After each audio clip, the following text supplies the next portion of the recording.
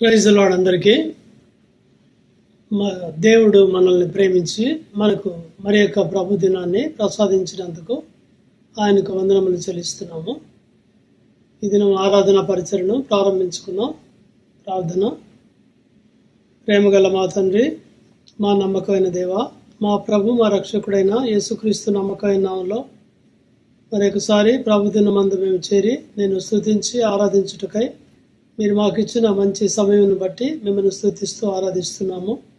మేము ఇంకా పాపులుగా ఉన్నప్పుడు, శత్రువులుగా ఉన్నప్పుడే, దూరస్తులుగా ఉన్నప్పుడు మీరు మమ్మల్ని ప్రేమించారు. మా కొరకై పరలోకమును వదిలిపెట్టి భూలోకానికి వచ్చారు. శిశువుగా జన్మించి పెరిగి పెద్దవాడై పాపం లేనివాడిగా జీవించి పాపం లేని మీ అమూల్య రక్తాన్ని మా కొరకై శిలువ మీద చిందించినందుకు వందనాలు. చనిపోయి సమాధి చేయబడి తిరిగి లేచినందుకు వందనాలు. మీరు కాల్చిన అమూల్య రక్తం ద్వారా మాకిచ్చిన పాప క్షమాపణకై వందనాలు. దూరస్తులైన మమ్మల్ని సమీపస్తులుగా మీరు చేసినందుకు వందనాలు. మమ్మల్ని రక్షించి మీతో పాటు పరలోకంలో ఉన్నత స్థలంలో కూర్చుండబెట్టినందుకు వందనాలు. మమ్మల్ని మీ కుమారులుగా అంగీకరించినందుకు వందనాలు. రాజులుగా, యాజకులుగా, జత పనివారిగా, తోడు పనివారిగా, రాయవారులుగా, సాక్షులుగా ఈ లోకంలో మమ్మల్ని ఉంచారు తండ్రి. మేమేమో విన్నామో అది నీ ఉచితమైన కృప తండ్రి. నీ వాక్యం మాకు ఇచ్చారు. పరిశుద్ధాత్మను బోధించువాడుగా ఇచ్చారు. అమూల్యము అత్యధికమైన వాగ్దానాల ద్వారా మమ్మల్ని బలపరిచి స్థిరపరుస్తున్నారు. నూతన యెరూషలేము ప్రార్థన మందిరం పట్ల మీరు చూపించిన కనికరం అంతటికే వందనాలు. కీర్తనలు 2:8 ప్రకారం జన్మలను స్వాస్థ్యంగా అనుగ్రహించారు. యెషయా 27:3 ప్రకారం అనుక్షణం మీరు కాపాడి భద్రపరుస్తున్నారు. జకరియా 2:5 ప్రకారం మా చుట్టూ అగ్ని ప్రాకారంగా ఉన్నందుకు మీకు ఎంతో వందనాలు. ఉదయకాలం తండ్రి, ఆన్లైన్లో ఆరాధన పరిచయకే మేము మీ సన్నిధికి వస్తున్నాము తండ్రి. మా కుటుంబాలతో మమ్మల్ని అందరినీ మరొకసారి విశ్వాసం ద్వారా మీ అమూల్య రక్త ప్రోక్షణ కిందికి తెచ్చుకొంచున్నాము. మీరు మమ్మల్ని కడిగి పరిశుద్ధపరచమని ప్రార్థన చేస్తున్నాం. జీవగల మా తండ్రి, ఆత్మతో సత్యంతో ఆరాధించినట్లుగా మాకు సహాయం చేయండి. కాన్సన్ట్రేషన్ దయచేయండి. దృశ్యాదృశ్యమైన చీకటి శక్తుల ప్రభావం నుంచి తప్పించండి. నీ ప్రభుత్వం కింద, రాజరికం కింద, అధికారం కింద మమ్మల్ని ఉంచమని ప్రార్థిస్తున్నాము. అయోగదాసు నన్ను కూడా మీరు కనికరించి మీ రక్తంతో కడిగి పరిశుద్ధపరిచి పరిశుద్ధమైన పాత్రగా నీ మహిమకు తండ్రి అర్హమైన పాత్రగా మట్టుకే వాడుకోమని ప్రార్థన చేస్తున్నాం.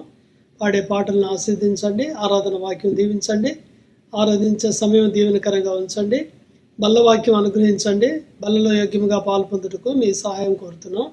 అలాగే ఉదయం నుంచి మధ్యాహ్నం వరకు మీ సన్నిధి మాతో ఉంచండి. ఇలాగే ఆయా చోట్ల తండ్రి ఎవరైతే ఆన్లైన్లో పరిచయలో గ్యాదర్ అవుతున్నారో ఫిజికల్గా కూడా మీరు వారితో కూడా ఉండమని ప్రార్థిస్తున్నాం తండ్రి. బాలంరాయిలోను, బోయినపల్లిలోను, షామీర్పేటలో కూడా ఇంకా అనేక స్థలాల్లో జరుగుతున్న ఈ పరిచయలను మీరు దీవించండి. సార్వత్రిక సంఘాన్ని జ్ఞాపకం చేసుకుని మీరు అక్కడికై నీ వాక్యం ద్వారా, సహవాసం ద్వారా మమ్మల్ని సిద్ధపరచమని ప్రార్థిస్తున్నాం. మీ సన్నిధి మాతో ఉంచండి. యేసు ప్రభుని తప్ప మరెవరిని మేము చూడకుండా సహాయపడమని మా ప్రభు మా రక్షకుడైన యేసుక్రీస్తు నమ్మకమైన బలమైన నామంలో ప్రార్థించి నమ్మి వేడుచున్నాం తండ్రి. ఆమేన్. శివుని గీతాల నుంచి మనం పాటలు పాడుకున్నాం. 125వ పాట 125. ఓ నా హృదయమా పాడుమా కొత్త గీతం ప్రభునకే. Song number 125.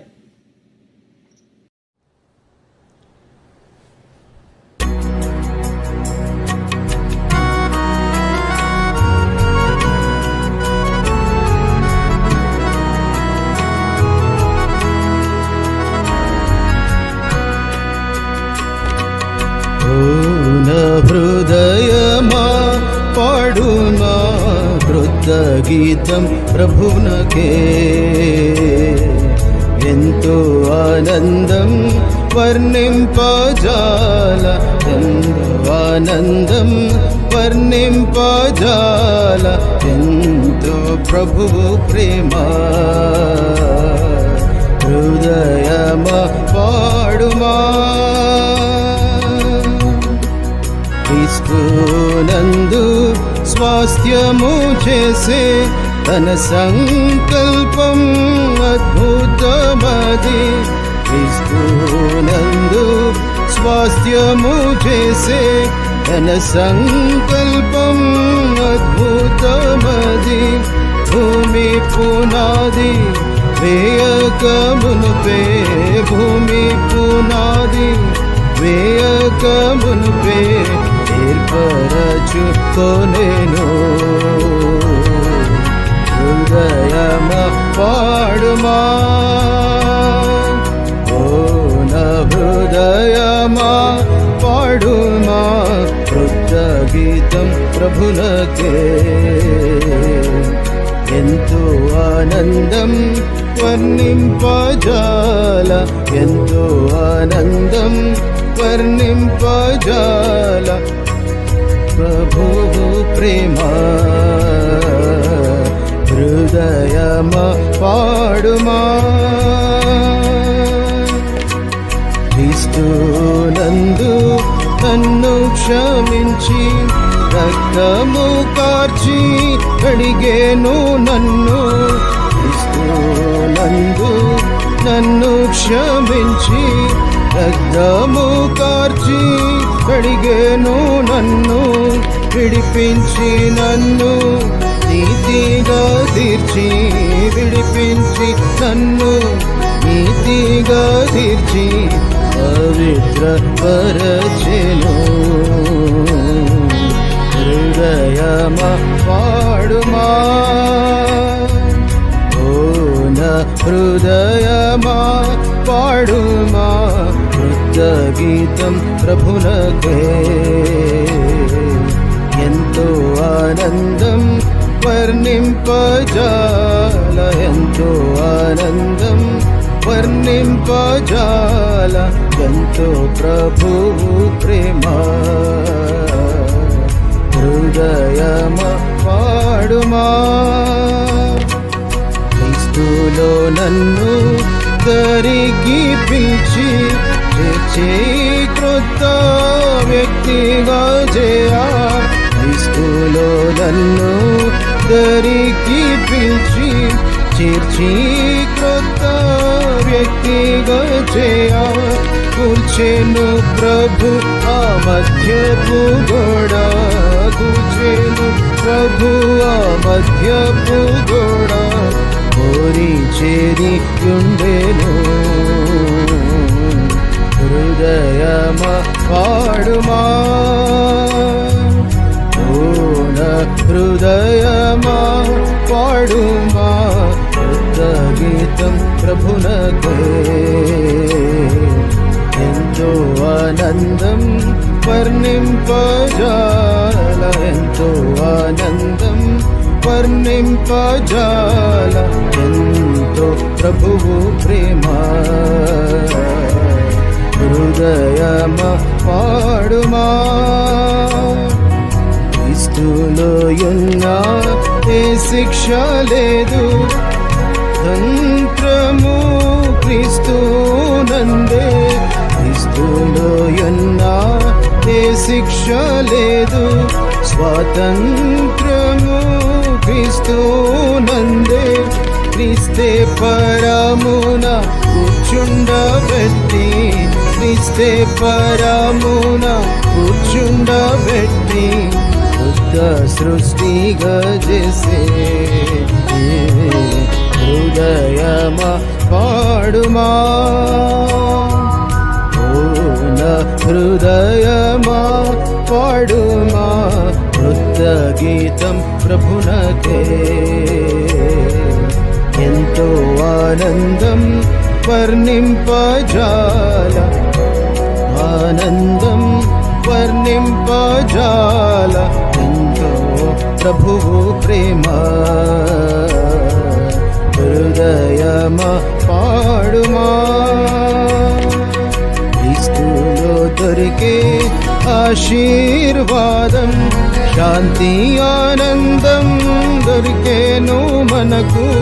క్రీస్తులో దొరికే ఆశీర్వాదం, శాంతి ఆనందం దొరికేను మనకు. క్రీస్తు మహిమ జయమునకై పిలిచే, క్రీస్తు మహిమ జయమునకై పిలిచే. హల్లెలూయా పాటను. హృదయమా పాడుమా, ఓ నా హృదయమా పాడుమా, కృతగీతం ప్రభునకే. నీకే ఎంతో ఆనందం వర్ణింపజాల, ఎంతో ఆనందం వర్ణింపజాల, ఎంతో ప్రభువు ప్రేమ ఎన్నయమా పాడుమా.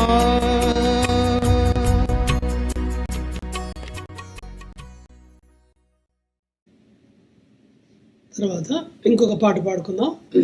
పాట సంఖ్య 221, 221. జయమని పాడు జయమని పాడు ప్రభు యేసునకే. 221.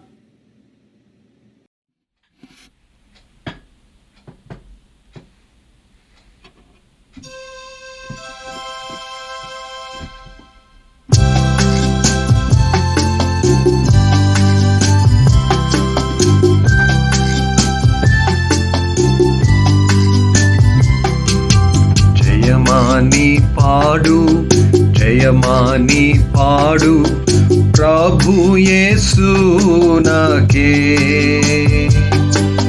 మహాదేవుండు విశ్వవిధాత రక్షకుడాయనే. మహాదేవుండు విశ్వవిధాత రక్షకుడాయనే.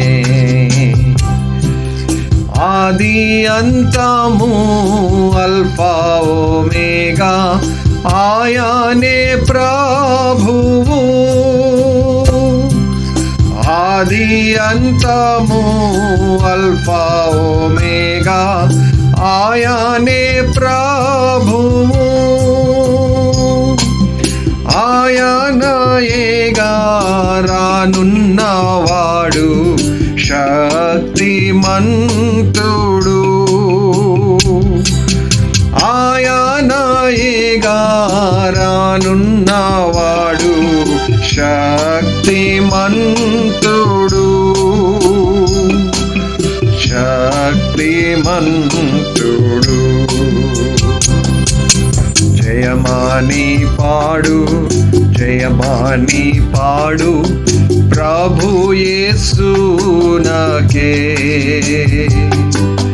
మహాదేవుండు విశ్వవిధాత రక్షకుడాయనే.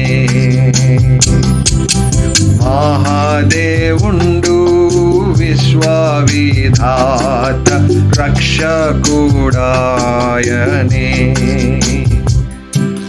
ప్రభు యేసునందు మమ్మును పిలచి ఏర్పరచుకొనెను. ప్రభు యేసునందు మమ్మును పిలచి ఏర్పరచుకొనెను. ప్రేమతో మమ్ము పవిత్రపరచి నిర్దోషులుగా తీర్చే. ప్రేమతో మమ్ము పవిత్రపరచి నిర్దోషులుగా తీర్చే. నిర్దోషులుగా తీర్చే. జయమాని పాడు జయమాని పాడు ప్రభు యేసునకే. మహాదేవుండు విశ్వవిధాత రక్షకుడాయనే. మహాదేవుండు విశ్వవిధాత రక్షకుడాయనే. యేసులో మమ్ము రక్తము ద్వారా విమోచించితివి. యేసులో మమ్ము రక్తము ద్వారా విమోచించితివి. ఎంతో కృపతో మమ్మును కడిగి మన్నించినావుగా.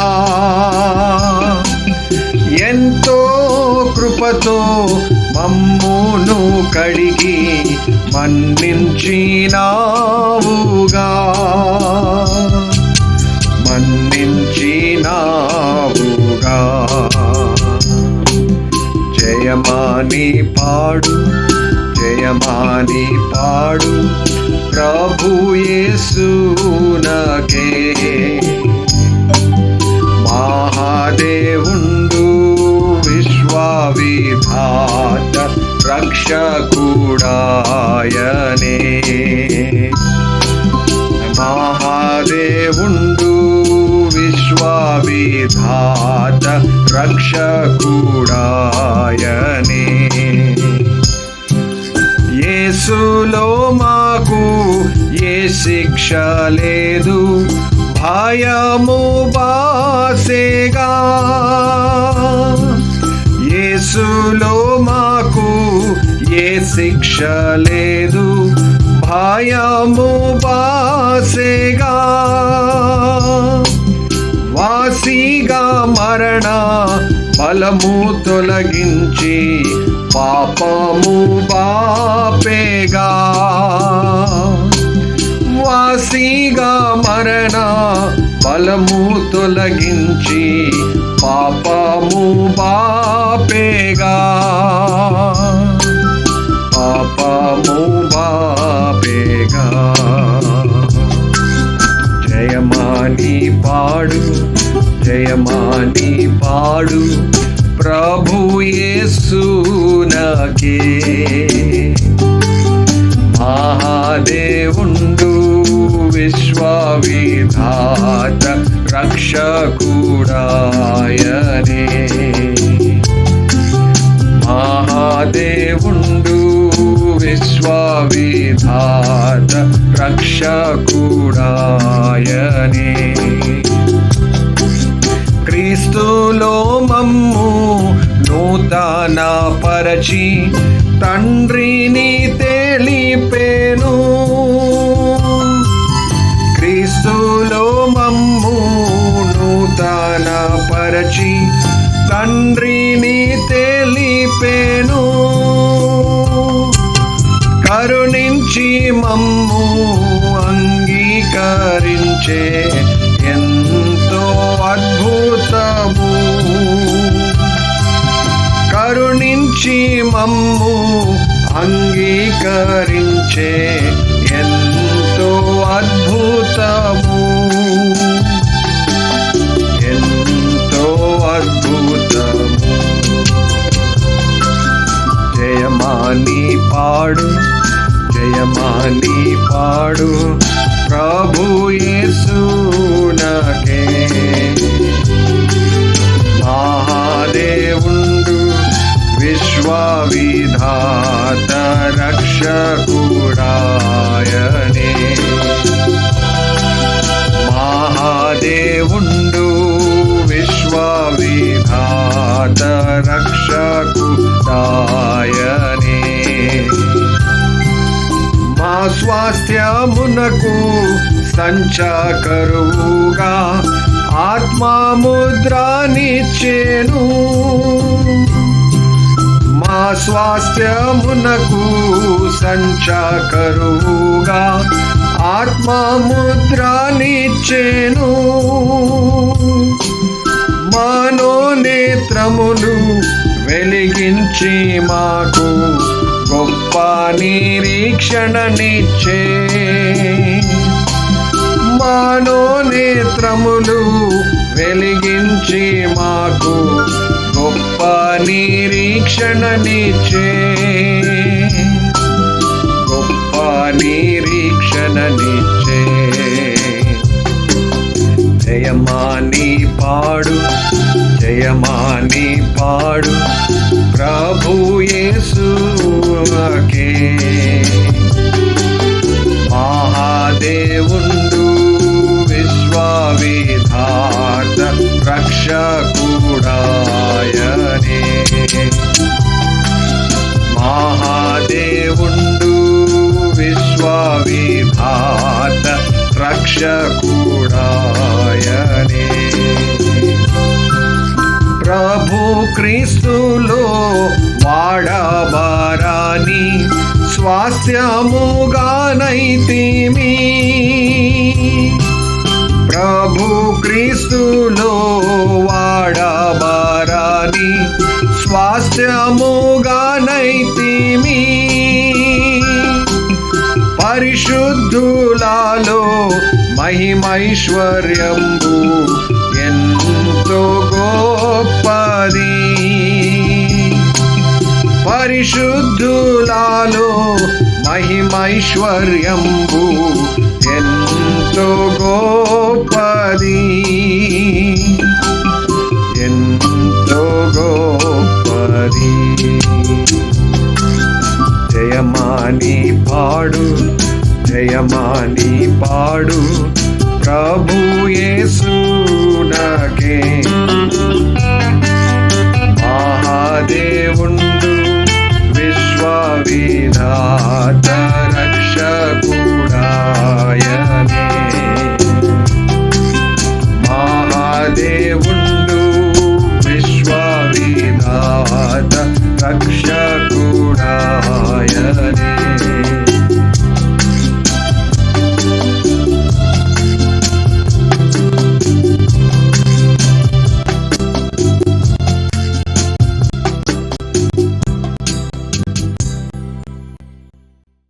మనం ఆరాధనలోనికి ప్రవేశించక ముందు దేవుని వాక్యం చదువుకుందాం. ఎఫెసీయులు రాసిన పత్రిక 2వ అధ్యాయము మొదటి 10 వచనాలు దయచేసి నాతో కలిసి చదవండి. Epistle written to Ephesians by apostle Paul, 2nd chapter, verses 1 to 10.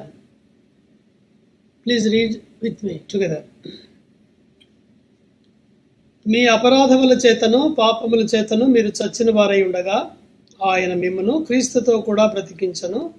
మీరు వాటిని చేయొచ్చు వాయుమండల సంబంధమైన అధిపతిని అనగా అవిధేయులైన వారిని ఇప్పుడు ప్రేరేపించు శక్తికి అధిపతిని అనుసరించి ఈ ప్రపంచం ధర్మం చొప్పున మునుపు నడుచుకుంటురి.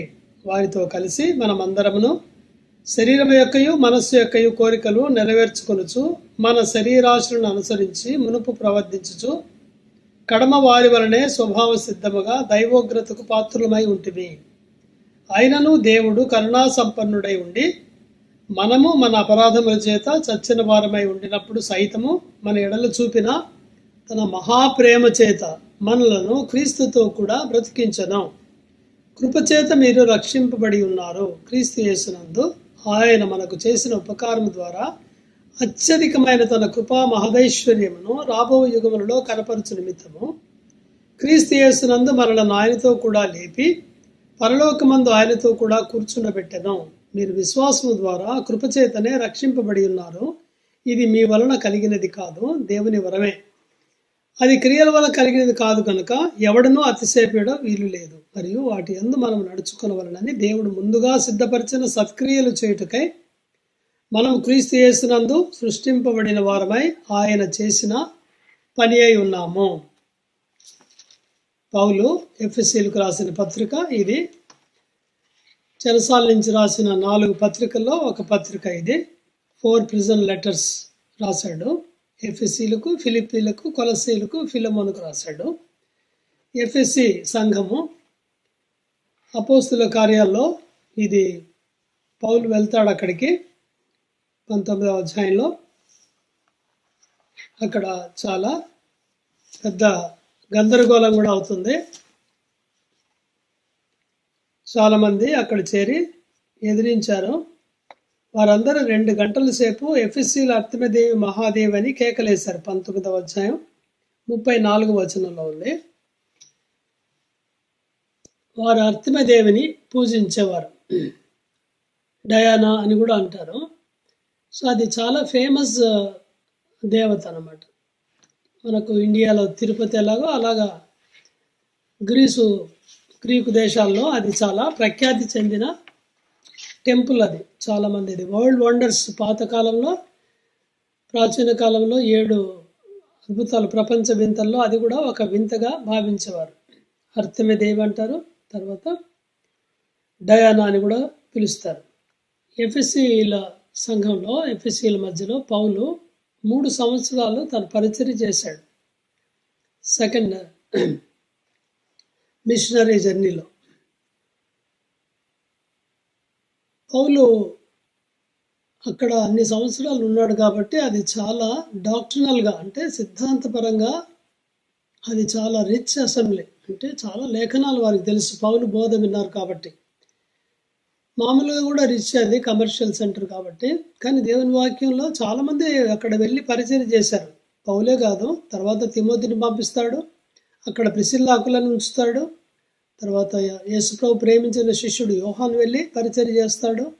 కాబట్టి ఇంతమంది పరిచయం చేశారు కాబట్టి అది దేవుని వాక్యం విషయంలో అది ఐశ్వర్యవంతమైన సంఘమే. కానీ ఆత్మీయ విషయాల్లో అది పూర్, అంటే దరిద్రులుగా వారు ఉన్నారు. దేవుని యొక్క మహదైశ్వర్యాన్ని వారు గుర్తించలేకుండా ఉన్నారు.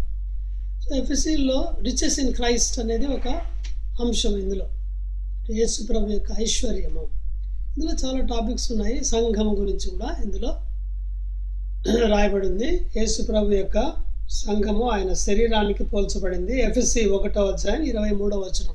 ఇది కూడా ఈ చర్చ్ గురించిన సబ్జెక్ట్ కూడా చాలా ఎక్కువగా ఇందులో ప్రస్తావించబడింది. కాబట్టి ఎఫెసీల పత్రిక చాలా మంచి డాక్ట్రినల్ పత్రిక, ఇది సిద్ధాంతపరమైన పత్రిక. 1వ అధ్యాయంలో దేవుని ఐశ్వర్యం ఎలాంటిదో చెప్తాడు. 2వ అధ్యాయంలో ఈ ఐశ్వర్యంలోనికి మీరు ఎలాగొచ్చారో ఆ సంగతి కూడా ఆయన చెప్తున్నాడు. ఈ 2వ అధ్యాయం మనము అంతా చదవలేకపోయాము, కానీ ఇందులో ఏముందంటే మొదటి 10 వచనాల్లో యేసు ప్రభు వారు ఎలాగా అన్యజనులైన ఎఫెసీయుల్ని ఎలాగ తన సంఘంలో, అంటే ఎలాగ తనకు సమీపంగా చేసుకున్నాడో అది ఉంది. దేవునితో సమాధానము.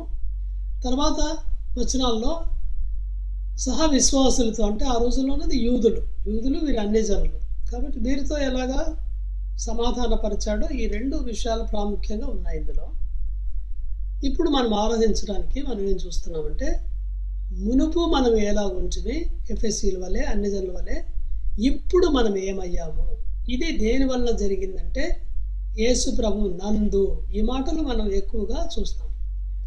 యేసు ప్రభు నందు అనేది చాలాసార్లు ఈ పత్రికలో వస్తుంది. ఈ 2వ అధ్యాయంలో కూడా మునుపు అనేది చూస్తాము, ఇప్పుడు అనేది చూస్తాము, మనము అంటాడు అక్కడక్కడ. ఇవన్నీ పదాలు రిపీటెడ్గా వచ్చేవి. మనము అని ఎందుకు అంటాడంటే పౌలు యూదుడు, ఎఫెసీయులు అన్యజనులు కాబట్టి. సరే, ఆరాధించడానికి మనం ఏం చేస్తాం, ఇప్పుడు మునుపు ఎలాగుంటుంది ప్రభువా, యేసు ప్రభు నందు మమ్మల్ని ఇప్పుడు ఇలా చేశారు కాబట్టి మీకు వందనాలు అని మనం చెప్తాం. సరే, ఏమేమి చేశాడో మనం చూద్దాం. ఎఫెసీయులు రాసిన పత్రిక 2వ అధ్యాయంలో 1వ వచనం, మీ అపరాధముల చేత పాపముల చేత మీరు చచ్చిన వారు. మన మునుపటి స్థితి, చచ్చిన స్థితి. దేనితో? అపరాధముల చేత పాపముల చేత. బ్రతికున్నామనే పేరైతే ఉంది కానీ చచ్చిన వానితోనే సమానంగా ఉన్నాం. దేవుని విషయాలు మనకు అర్థమయ్యేవి కాదు. మన పాపములతో మనము చచ్చిన వారి శవంలో, దేహంలో నుంచి ఎలాగ వాసనలు వస్తాయో దుర్వాసనలు, అలాగే మనలో నుంచి కూడా వచ్చాయి. సిగరెట్, కళ్ళు, సారాయి, విస్కీ, బ్రాందీ, చెడు మాటలు, ఇవన్నీ కూడా మన హృదయాల నుంచి వచ్చే దుర్వాసనలు. ఇవన్నీ కూడా మనము చచ్చిన వారము. లాజర్ చనిపోయినప్పుడు యేసుప్రభు 4 రోజుల తర్వాత వస్తాడు కదా లేపడానికి. మారుతుంది, ఇప్పుడు 4 రోజులు అయింది, వాసన కొట్టును అని చెప్తుంది. మన జీవితము ఇతరులకు సంతోషం కలిగించేది కాదు, దుఃఖాన్ని కలిగించేది. చనిపోయిన వారు ఇతరులకు దుఃఖాన్ని కలుగజేస్తారు. మనం అలా ఉంటుంది. దేవునికి మనము దుఃఖం కలుగజేసిన వారం, చచ్చిన వారై ఉంటుంది. తర్వాత మునుపు మనం ఏం చేసేవారము, మునుపు నడుచుకుంటుంది. 2వ వచనంలో ఉంది, వాయుమండల సంబంధమైన అధిపతిని, అవిధేయులైన వారిని ప్రేరేపించు శక్తికి అధిపతిని అనుసరించి మనము ఏం చేసాం, ప్రపంచ ధర్మము చొప్పున మునుపు నడుచుకుంటుంది. కాబట్టి ఈ యుగ దేవత లేకుంటే సాతాను, ప్రేరేపించే శక్తి ఎవరు? సాతానును అనుసరించి మనం చేశాం. అంటే సాతాను వాడు ఏం చెప్తే అది మనం చేశాం. సినిమాలు చూడమంటే సినిమాలు చూసేవారు, తిట్టమంటే తిట్టేవారు. వాడికి బానిసలుగా ఉన్నాం, వాడు మనకు అధిపతి. ప్రపంచ ధర్మం అంటే ఈ లోకంలో అందరూ ఏం చేస్తారో అదే మనం కూడా చేసేవారు. మనం మునుపటి స్థితి సాతాను అనుసరించి ప్రపంచము ధర్మం చొప్పున నడుచుకున్నాం. అంతేనా? దీనివల్ల ఏమయ్యాము? 3వ వచనం, ఇంకా శరీరం యొక్క మనస్సు యొక్క కోరికలను నెరవేర్చుకుంటున్నాము, శరీరాశలను అనుసరించి మునుపు ప్రవర్తించాము. అంటే మన శరీరం ఏం చెప్తే అది చేశాము. ఇలాగ మనం మునుపున్నాం. దానివల్ల ఏంటి రిజల్ట్?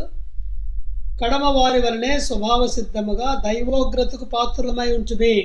ఇది మన యొక్క స్థితి, దేవుని ఉగ్రత. మనందరం కూడా నిజమైన దేవుని ఎరగకుండా చచ్చిన వారుగా ఉంటుంది. మనం దేవునికి ఆయాసము దుఃఖం కలిగించే వారిగా ఉంటుంది. పాపపు దుర్వాసనతో ఉంటుంది. సాతాను అనే అధిపతికి మనం దాసులుగా ఉంటుంది. ప్రపంచ ధర్మం చొప్పున మునుపు నడుచుకుంటుంది. మన శరీరం యొక్క మనసు యొక్క కోరికలను నెరవేర్చుకుంటూ ఉన్నాము. అభ్యంతరం చెప్పలేదు. మన కన్ను ఏది చూడాలంటే అది చూసేవారు, చేతులతో ఏం చేయాలంటే అది చేసేవారు, అభ్యంతరం పెట్టకుండా అలాగే చేసేవారు. దీని ఫలితం ఏంటి? దైవోగ్రత. ఏలయనగా పాపంలో వచ్చు జీతము మరణము. రోమ 6:23. ప్రకటన 21:8 అగ్నిగుండము. అది అగ్ని ఆరిపోదు, ప్రాణం పోదు. అది మన స్థితి, మన రిజల్ట్. అది పాపం వల్ల. సో మునుపు అలాగ మనం ఉంటుంది. మునుపు ఎలాగ ఉన్నాము? 11వ వచనం నుంచి ఉన్నాయి కొన్ని విషయాలు. మునుపు శరీర విషయంలో అన్యజనులు, మనం అన్యజనులు. ఎఫెసీయులు అర్తమి దేవుని పూజించేవారు, మనం చాలా మందిని పూజించేవారు. యూదులు కాని వారందరూ అన్యజనులు. దేవుని దృష్టిలో పాత నిబంధనలో 2 గుంపులు ఉన్నాయి, యూదులు కాని అన్యజనులు. కొత్త నిబంధనలో సంఘం వచ్చింది. ఈ సంఘంలో ఇద్దరిని ఎలా చేర్చాడో ఇప్పుడు రాస్తాడు ఇందులో. మునుపు ఎలాంటి వారు? అన్యజనులు. సున్నతి గలవారు అనబడిన చేత సున్నతి లేని వారు అనబడిన. సున్నతి దేవుడు అబ్రహాముకు శరీరంలో ఇచ్చిన ఒక గుర్తు, నిజమైన దేవుని యొక్క గుర్తు. అది వారు అతిశయించేవారు దాన్ని బట్టి. సున్నతి లేని వారి చేతిలో చనిపోవడానికి కూడా ఇష్టపడేవారు కాదు. సౌలు సంగతి మనకు తెలుసు. ఇంకా సహపౌరులు కాక, ఇశ్రాయేలుతో సహపౌరులు కాదు. ఇశ్రాయేలు దేవుని ప్రజలు, మనం కాదు. We are not citizens. పరదేశులు, మనం పరదేశులము. వాగ్దాన నిబంధనలు లేని పరజనులు. దేవుడు మనతో ఏ వాగ్దానం చేయలేదు. ఆయన అన్ని వాగ్దానాలు మనం ఇప్పుడు అడిగేవి వారికి ఇచ్చిన వాగ్దానాలే ఎక్కువ అడుగుతాం. వాగ్దానాలు మనతో చేయలేదు. నిరీక్షణ లేని వారు. మనం చనిపోయిన తర్వాత ఎక్కడికి వెళ్తామో లేదు మనకు నిరీక్షణ. లోకమందు దేవుడు లేని వారై ఉండి, దేవుళ్ళున్నా అనేక మంది దేవతలు అనేవాడేవారు. నిజమైన దేవుడు లేనివారు, నిర్దేవులము. క్రీస్తుకు దూరస్తులై ఉంటుంది. యేసు ప్రభు వారికి, పరిశుద్ధమైన దేవునికి దూరస్తులుగా ఉన్నాము. పాపం మనల్ని దూరపరిచింది. తండ్రి ఇంటి నుంచి తప్పిపోయిన కుమారుడు దూర దేశానికి వెళ్ళాడు. అలాగా మన హృదయం దేవునికి దూరంగా మనం ఉంటుంది. ఇది మన పూర్వపు స్థితి. మునుపు ఇలాగుంటుంది. అయితే ఇప్పుడు యేసు ప్రభు నందు విశ్వాసం ఉంచిన తర్వాత, ఇన్ క్రైస్ట్ వాట్ హ్యాపెండ్? యేసు ప్రభును ఈ లోకానికి వచ్చాడు, శిలువ మీద మరణించాడు, సమాధి చేయబడి తిరిగి లేచాడు. యేసు ప్రభు రక్తం మన పాపాలన్నీ కూడా మనం ఒప్పుకున్నప్పుడు కడిగి వేసింది. ఇప్పుడు మన పొజిషన్ మారింది, స్టేటస్ చేంజ్ అయింది. 2వ అధ్యాయం 1వ వచనం. మీరు చచ్చిన వారై ఉండగా మిమ్మల్ని క్రీస్తుతో కూడా బ్రతికించను. దేవుని లైఫ్ మనలోకి వచ్చింది. రోమ 6:23. మళ్ళీ ఏలైనగా పాపంలో వచ్చే జీతము మరణము. దాని తర్వాత వాక్యము. అయితే దేవుని కృపా వరము మన ప్రభు అయిన క్రీస్తు యేసు నందు నిత్య జీవము. చూసారా ఎంత చక్కగా ఉందో. The wages of sin is death, కరెక్టే. కానీ but the gift of God is eternal life through Christ Jesus our Lord. In Christ Jesus our Lord. Eternal life, నిత్య జీవం. దేవుని యొక్క జీవం పేరు ఏంటంటే నిత్య జీవం. మన జీవం ముక్కు మూసుకుంటే 3 నిమిషాలు చనిపోతాం మనం. దేవుడు అలా కాదు, ఎల్లప్పుడూ జీవిస్తూనే ఉన్నాడు. అయితే మనం యేసు ప్రభువునందు విశ్వాసం ఉంచినప్పుడు శిలువ కార్యమందు ఆ జీవం మనలోనికి వస్తుంది. మనం దేవుని పిల్లలు అయ్యాము. ఆయన లైఫ్ ఏంటి? నిత్య జీవం మనకు కూడా వచ్చింది. దేవుడు లోకమును ఎంతో ప్రేమించను. జాన్ 3:16లో దేవుడు లోకమును ఎంతో ప్రేమించను కాగా ఆయన తన అద్వితీయ కుమారునిగా పుట్టిన వారిని విశ్వాసం ఉంచి ప్రతివాడు నశింపక నిత్య జీవము పొందినట్లు ఆయనను మనకు అనుగ్రహించను. నిత్య జీవాన్ని మనం పొందాం. బ్రతికించబడ్డాము. యేసు ప్రభుతో పాటు ఎల్లప్పుడూ ఉంటాం. ఇక్కడ చనిపోయినా మళ్ళీ లేస్తాం, మనం ప్రభుతో ఉంటాం. కాబట్టి బ్రతికించబడ్డాం. అంతేనా? మనము ఏం చేశాడు ఆయన?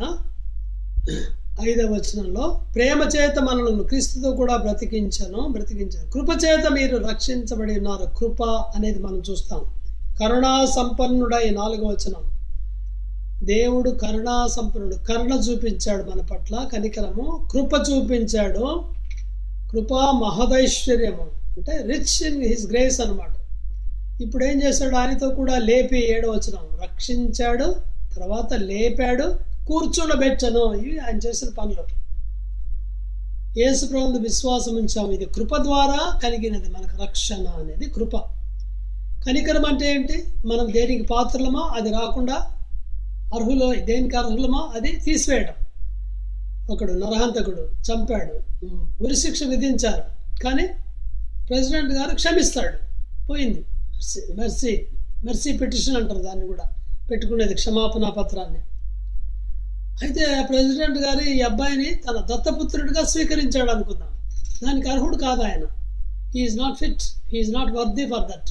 అది ఇవ్వటం, అది కృప.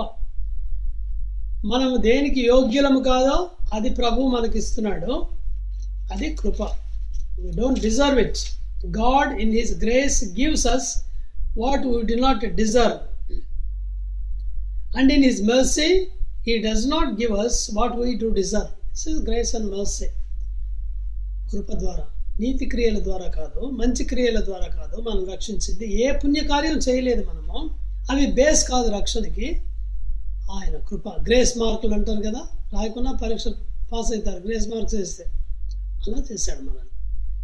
కాబట్టి దేవుని ఎందుకు స్తుతించాలి? ప్రభువా, నీవు నన్ను తిరిగి బ్రతికించినందుకు మీకు ఎంతో వందనాలు, నన్ను రక్షించినందుకు వందనాలు, మీ కృపా కనికరములు నా పట్ల చూపించినందుకు. కనికరం ద్వారా అగ్నిగుండం తప్పించారు, దానికి పాత్రుణ్ణి.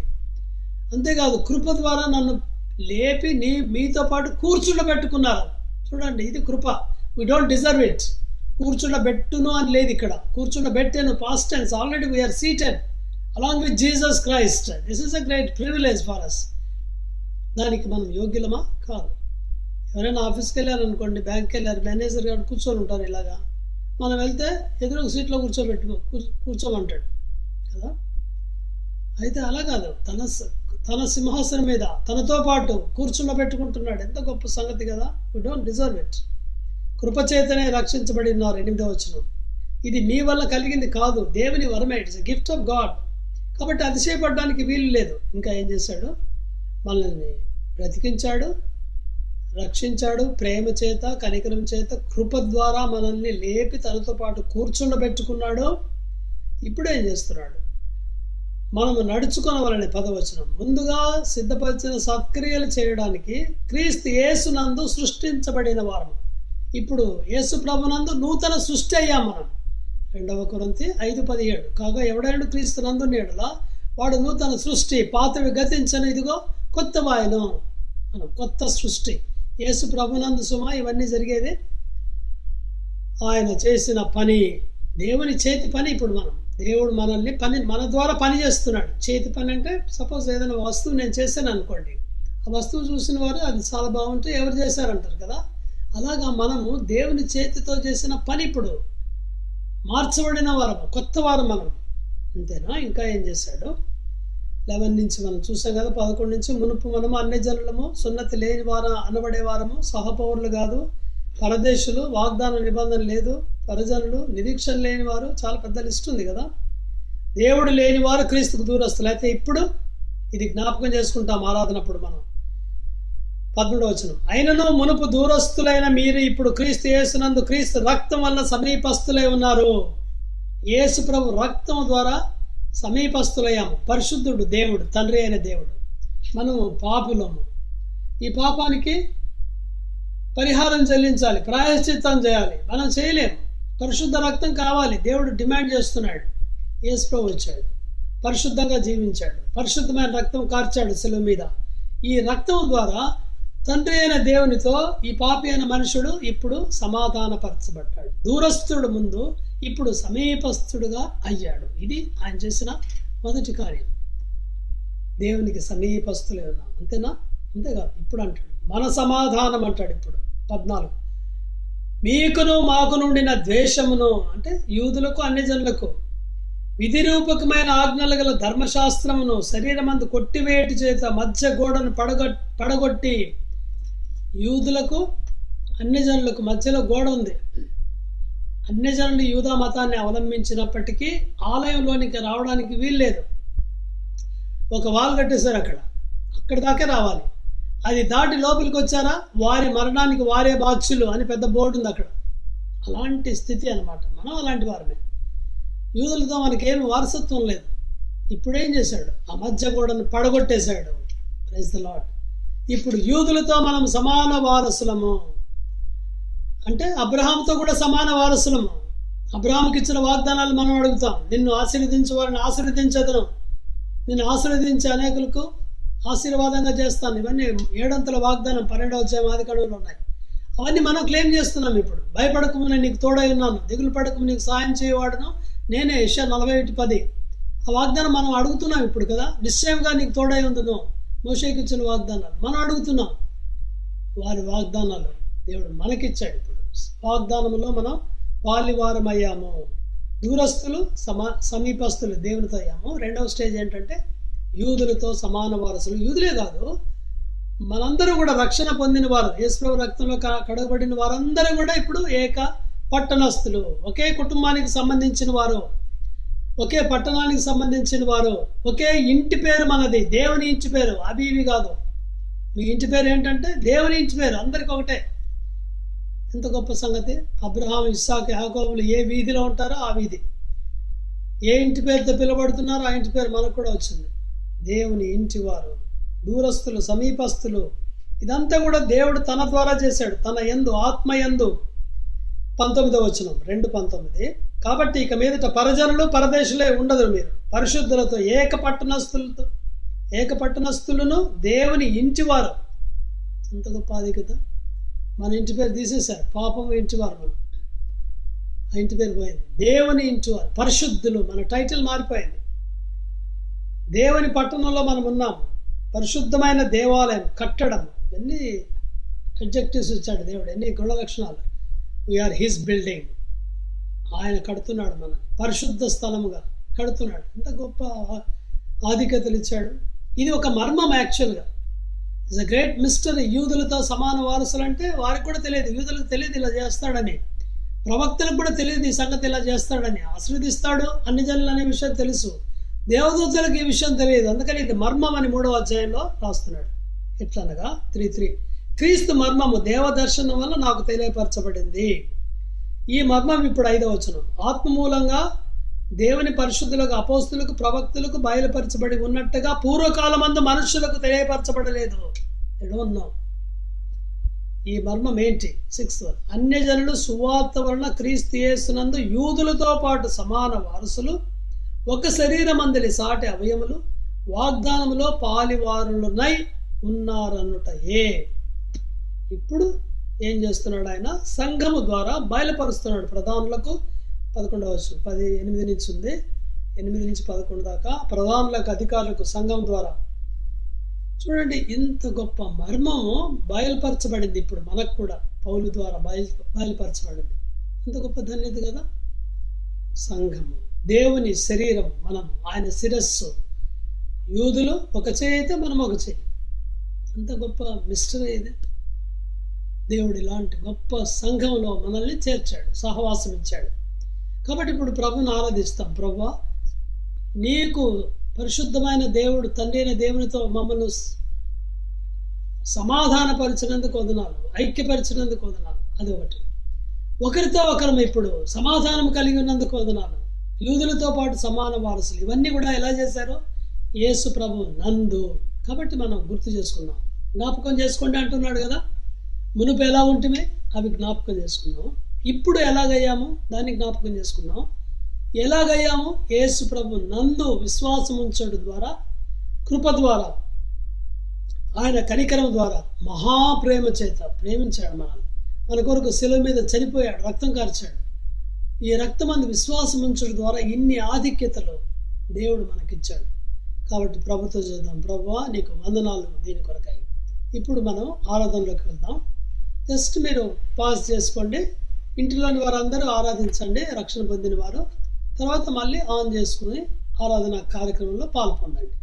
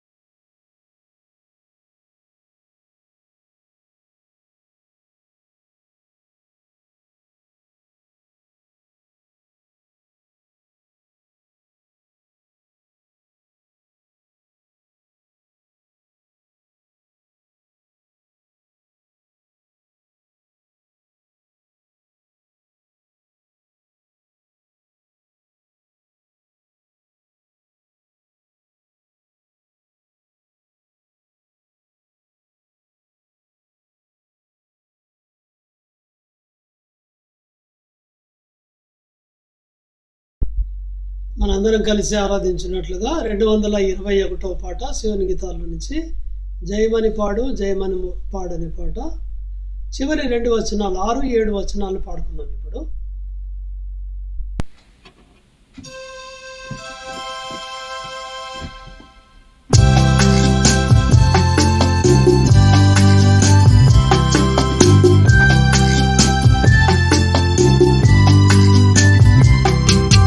జయమాని పాడు జయమాని పాడు ప్రభు యేసునకే మహాదేవుండు విశ్వవిధాత రక్షకుడాయనే మహాదేవుండు విశ్వవిధాత రక్షకుడాయనే మా స్వాస్థ్యమునకు సంచకరువుగా ఆత్మముద్రానిచ్చెను మా స్వాస్థ్యమునకు సంచకరువుగా ఆత్మముద్రానిచ్చెను మనోనేత్రములు వెలిగించి మాకు గొప్ప నిరీక్షణనిచ్చే మనోనేత్రములు వెలిగించి మాకు గొప్ప నిరీక్షణనిచ్చే గొప్ప నిరీక్షణనిచ్చే జయమాని పాడు జయమాని పాడు ప్రభు యేసుకే మహాదేవుండు విశ్వవిధాత రక్షకుడాయనే మహాదేవుండు విశ్వవిధాత రక్షకుడాయనే ప్రభు క్రీస్తులో వాడబారాని స్వాస్థ్యముగానైతిమి ప్రభు క్రీస్తులో వాడబారాని స్వాస్థ్యముగానైతిమి పరిశుద్ధులలో మహిమైశ్వర్యంబు ఎంతో గొప్పది పరిశుద్ధులలో మహిమైశ్వర్యంబు ఎంతో గొప్పది ఎంతో గొప్పది జయమాని పాడు జయమాని పాడు ప్రభు యేసునకే మహాదేవుండు విశ్వవిధాత రక్షకుడాయనే మహాదేవుండు విశ్వవిధాత రక్షకుడాయనే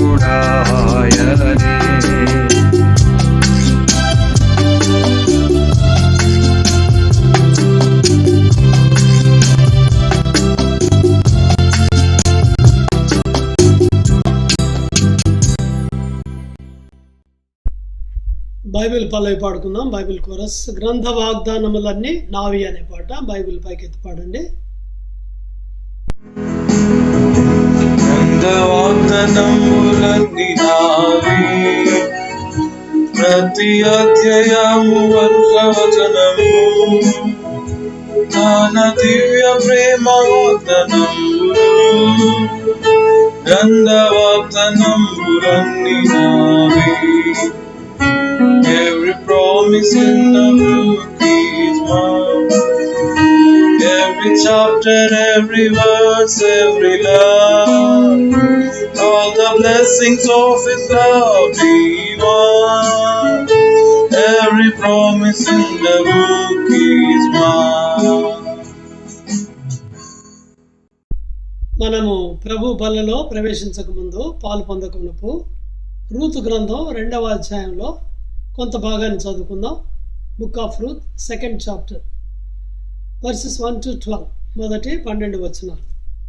నాతో పాటు దయచేసి కలిసి చదవండి. నయోమి పెనిమిటికి బంధువుడు ఒకడుండెను. అతడు చాలా ఆస్తిపరుడు. అతడు ఎలీమెలెకు వంశపు వాడై ఉండెను. అతని పేరు బోయజు.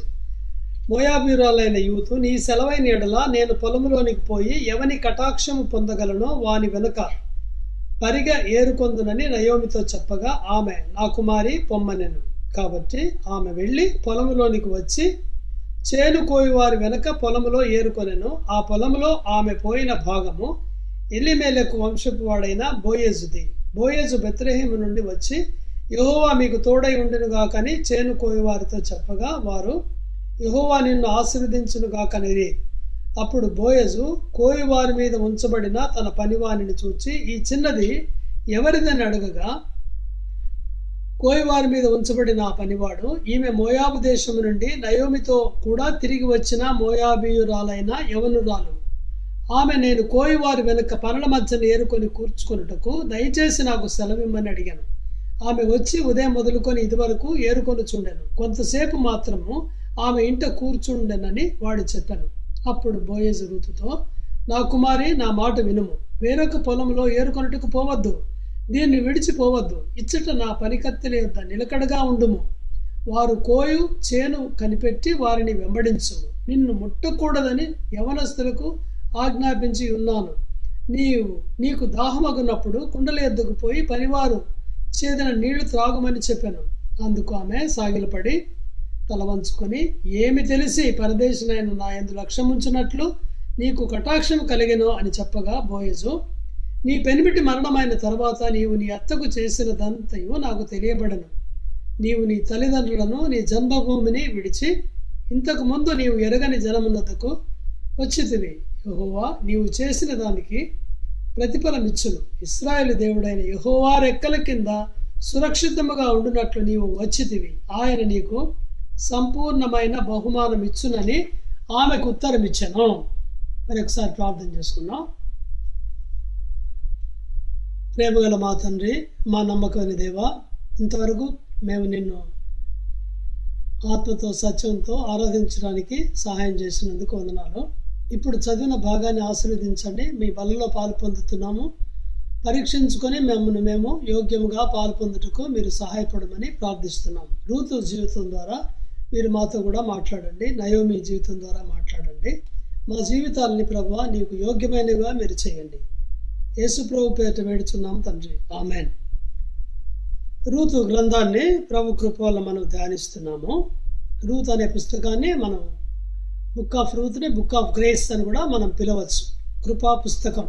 రూత్ అనే పుస్తకం కృపా పుస్తకం అని పిలవచ్చు. ఎందుకంటే రూత్ అంటే కూడా అర్థం కైండ్నెస్ అని అర్థం, దయాని, కృప అని కూడా మనం చెప్పచ్చు.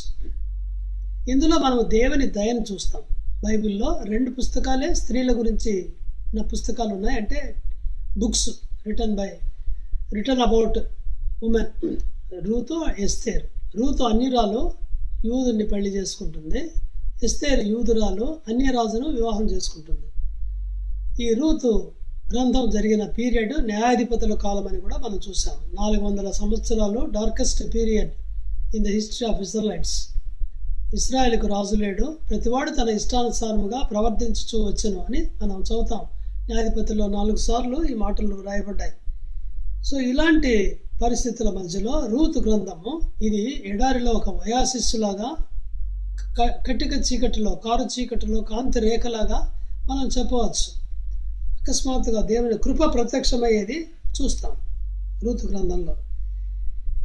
మనం లాస్ట్ టైం మనం ఏం చూసామంటే ఒక కుటుంబము బెత్లెహేము వదిలిపెట్టి మోయాబు దేశానికి వెళ్ళేది మనం చూసాం.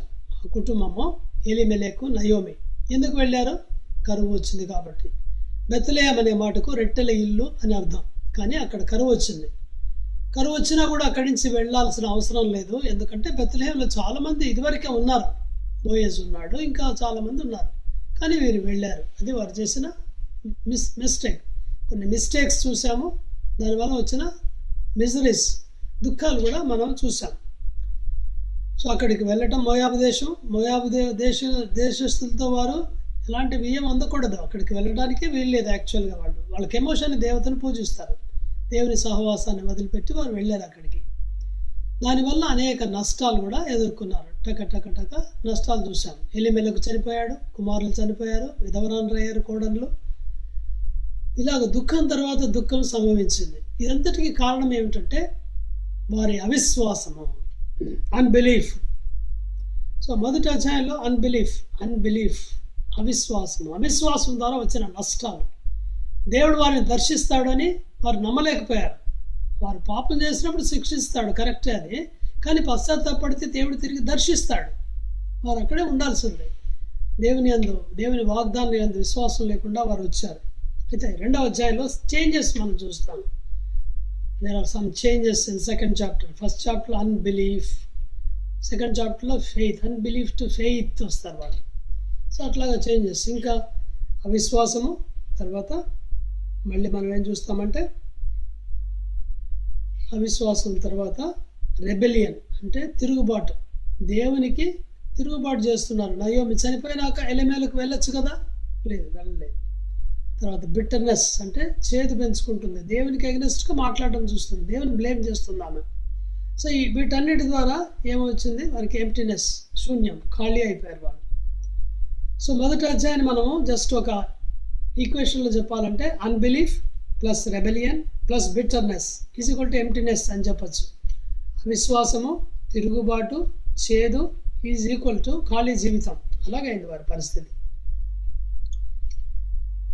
చూడండి మొదటి అధ్యాయంలో our decisions decide or determine our destination. ఇది వాస్తవమైన సంగతి.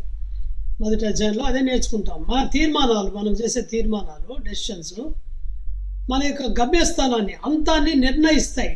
మనం ఈరోజు తీసుకున్న నిర్ణయము రేపటి అంతాన్ని చూపిస్తుంది, ఎక్కడికి వెళ్తాం అనేది. చాలా ప్రాముఖ్యమైనది ఇది. మనం చేసే తీర్మానాలు కుటుంబంగా కానీ వ్యక్తిగతంగా కానీ దేవుని చిత్తానుసారంగా ఉండాలి, లేకుంటే చాలా కష్టం. మీరు దేవుని చిత్తం లేకుండా వెళ్తున్నారు. మనం దేవుని చిత్తంలో ఉండి శ్రమలు అనుభవిస్తే మనకు ఆశీర్వాదం. దేవుని చిత్తం లేకుండా సంతోషంగా ఉంటే కూడా దానివల్ల ఆశీర్వాదం లేదు. ఇదే మనం నేర్చుకునేది. ఎలిమెలకు బెత్లెహేమును వదిలిపెట్టి మోయాబు దేశానికి వెళ్ళాలని తీర్మానం చేశాడు, చనిపోయాడు. ఒకనేతటి సరిగా కనపడే మార్గము కలదు, తుదకది మరణమునకు త్రోవ తీయను. సామెతలు 14:12. ఓర్ప వెంబడించింది కానీ మళ్ళీ వెనక్కి వెళ్ళిపోయింది. నువ్వు వెళ్ళిపోని అడిగితే నయోమి మళ్ళీ వెనక్కి వెళ్తుంది ఆమె. Never listen to backsliders advice. ఎప్పుడు పడిపోయిన విశ్వాస యొక్క సలహాలు తీసుకోకూడదు. వెనక్కి పంపించింది. కెమోషు దేవత దగ్గరికి వెళ్ళింది ఆమె. అక్కడి నుంచి నరకానికి వెళ్ళి ఉండవచ్చు కదా, నాశనానికి వెళ్ళింది. ఆమె చేసిన తీర్మానం నాశనానికి నడిపించింది. విగ్రహాల దగ్గరికి నడిపించింది. రూతు చేసిన తీర్మానము, నీ దేవుడే నా దేవుడు. ఈ తీర్మానము ఆశీర్వాదంలోనికి, కృపలోనికి నడిపించింది. చాలా గొప్ప సంగతి కదా. కాబట్టి hour decisions determine our destination. ఈ సంగతి మర్చిపోద్దు మనం. సరే, ఇప్పుడు రెండవ అధ్యాయంలో రూతు యొక్క విశ్వాసం ద్వారా వాళ్ళకి దేవుడు ఎలాగ సహాయం చేశాడో, ఎలాగ రక్షించాడో, కరువు నుంచి, ఆకలి నుంచి, దేవుని కృపను రెండవ అధ్యాయంలో మనం చూస్తాం. She expected grace. కృపను ఎదురు చూసింది, కృప కొరకై. కృప దొరికింది. Unbelief to faith. ఇది విశ్వాసం ద్వారా జరిగింది. చూడండి సెకండ్ చాప్టర్ ఫస్ట్ వర్స్. ఒక వ్యక్తి ఇప్పుడు ఇంట్రడ్యూస్ అవుతున్నాడు, బోయజ్ యేసు ప్రభుకు గుర్తుగా ఉన్నాడు. అతడు షావుకారి, ఆస్తిపరుడు, చాలా మైటీ మ్యాన్. రూతు దేవుని సంఘానికి పోలికగా ఉంది. మనం చదువుతూ వెళ్తాము, ఇవి మళ్ళీ అర్థమవుతాయి మనకు. సరే, మోయాబీయురాలైన రూత్ ఏముంది, నీ సెలవైన ఎడల ఏం చేస్తుందట, నేను పొలములోనికి పోయి ఎవని కటాక్షం పొందగలనో వాని వెనక పరిగి ఏరుకుందని నయోమితో చెప్పగా. చూడండి, నయోమి పర్మిషన్ తీసుకుంటుంది. ఏం చెప్తుంది, నేను పొలంలోనికి వెళ్తాను, అక్కడ పరిగి వేరుకుంటాను. దేవుడు ఇశ్రాయేలుకు ఇచ్చిన ఆజ్ఞల్లో ఒక ఆజ్ఞ ఇది. ఏమిటంటే లేవియ కాండము 19వ అధ్యాయము 9-10 వచనాల్లో, లేవియ కాండము 23-22లో ఈ మాటలు ఉన్నాయి. వారు చేను కోసేటప్పుడు ఏం చేయాలంటే మూలలు, కార్నర్స్ వదిలిపెట్టాలి, కోయకూడదు.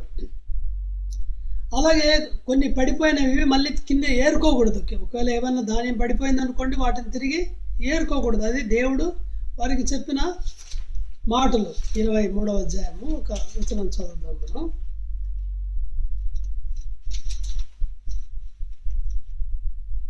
22వ వచనం, 23:22. మీరు మీ పంట చేను కోయినప్పుడు నీ పొలం యొక్క ఓరలను పూర్తిగా కోయకూడదు, నీ కోతలో రాలిన పరిగను ఏరుకొనకూడదు. బీదలకు పరదేశులకు వాటిని విడిచిపెట్టవలను, నేను మీ దేవుడైన యెహోవాను. లెవిటికస్ 23:22. కాబట్టి ఇది దేవుని ఆజ్ఞ.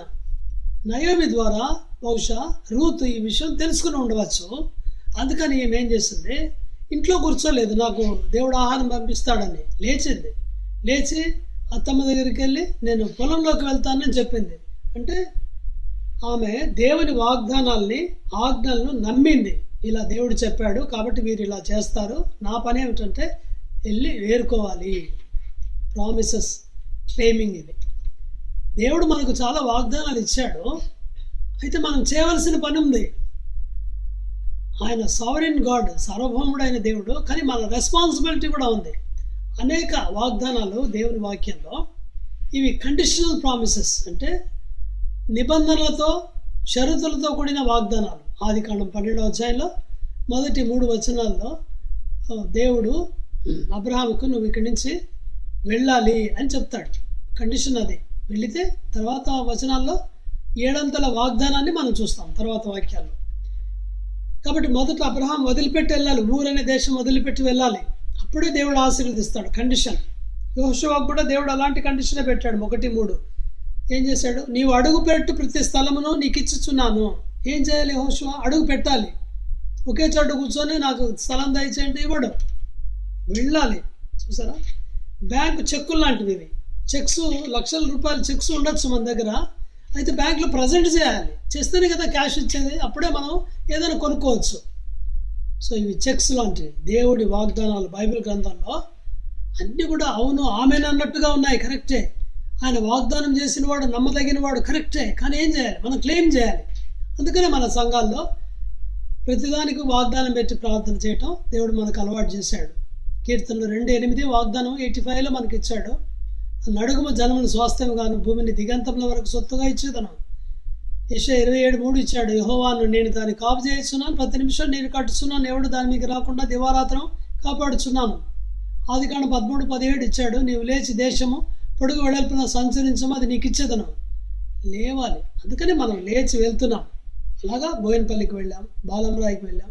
అలాగే మనం లేచి వెళితే వాగ్దానాలు నెరవేరుస్తాడు. కానీ మనం ఒకే చోట కూర్చొని వాగ్దానాలు అడిగితే దేవుడు నెరవేర్చడు. మనం పని క్లెయిమ్ చేయటం, వెళ్ళటం.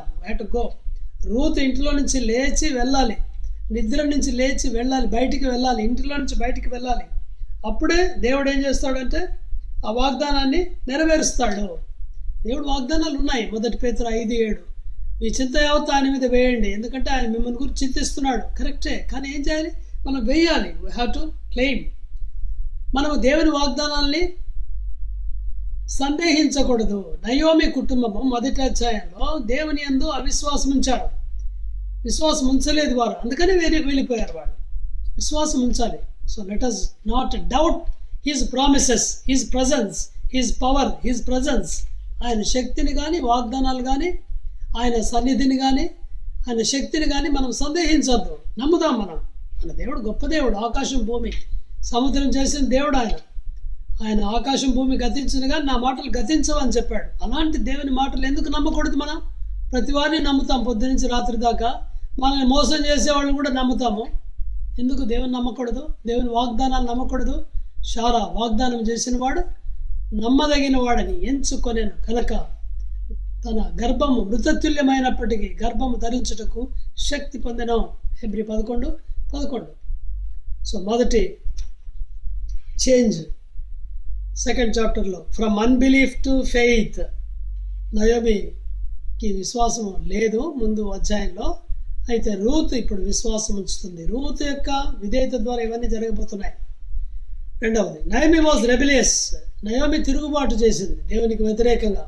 దేవుని వాక్యం నమ్మలేదు. మోయాబు దేశంలో 10 సంవత్సరాలు ఉన్నారు పైగా. She didn't return. మళ్ళీ వెనక్కి వెళ్ళలేదు భర్త చనిపోయాక కూడా. అయితే ఈమె రూత్ వాజ్ సబ్మిసివ్. ఆమె యొక్క విధేయతను మనం చూస్తాం. She was submissive. ఎలా తెలుస్తుంది? ముందు వాళ్ళ అత్తమ్మ దగ్గరికి వెళ్ళి, దయచేసి నీ సెలవైన ఎడల, 2వ వచనం, నేను పొలంలోనికి పోయి ఎవరి కటాక్షం అంటే గ్రేస్, ఎవరు నా పట్ల కృప చూపిస్తారో వాళ్ళ దగ్గరికి వెళ్తాను, నీవు పర్మిషన్ ఇవ్వమని అడుగుతుంది. చూడండి అత్తమ్మ, నువ్వు ముసలామే, నీ మాట ఏంటి నేను వినేది, నేను వెళ్ళి నీ కోసం సంపాదించుకొస్తానులే, ఇల్లు చూసుకో, అట్లా చెప్పొచ్చు కదా. అట్లా చెప్పలేదు ఆమె, ఎవరు రాలేమే. కానీ ఆమె పర్మిషన్ తీసుకుంది, ఎందుకంటే ఇంట్లో వాళ్ళిద్దరే ఉన్నారు కాబట్టి. షీ హాస్ టేకన్ పర్మిషన్, అంటే విధేయత చూపిస్తుంది.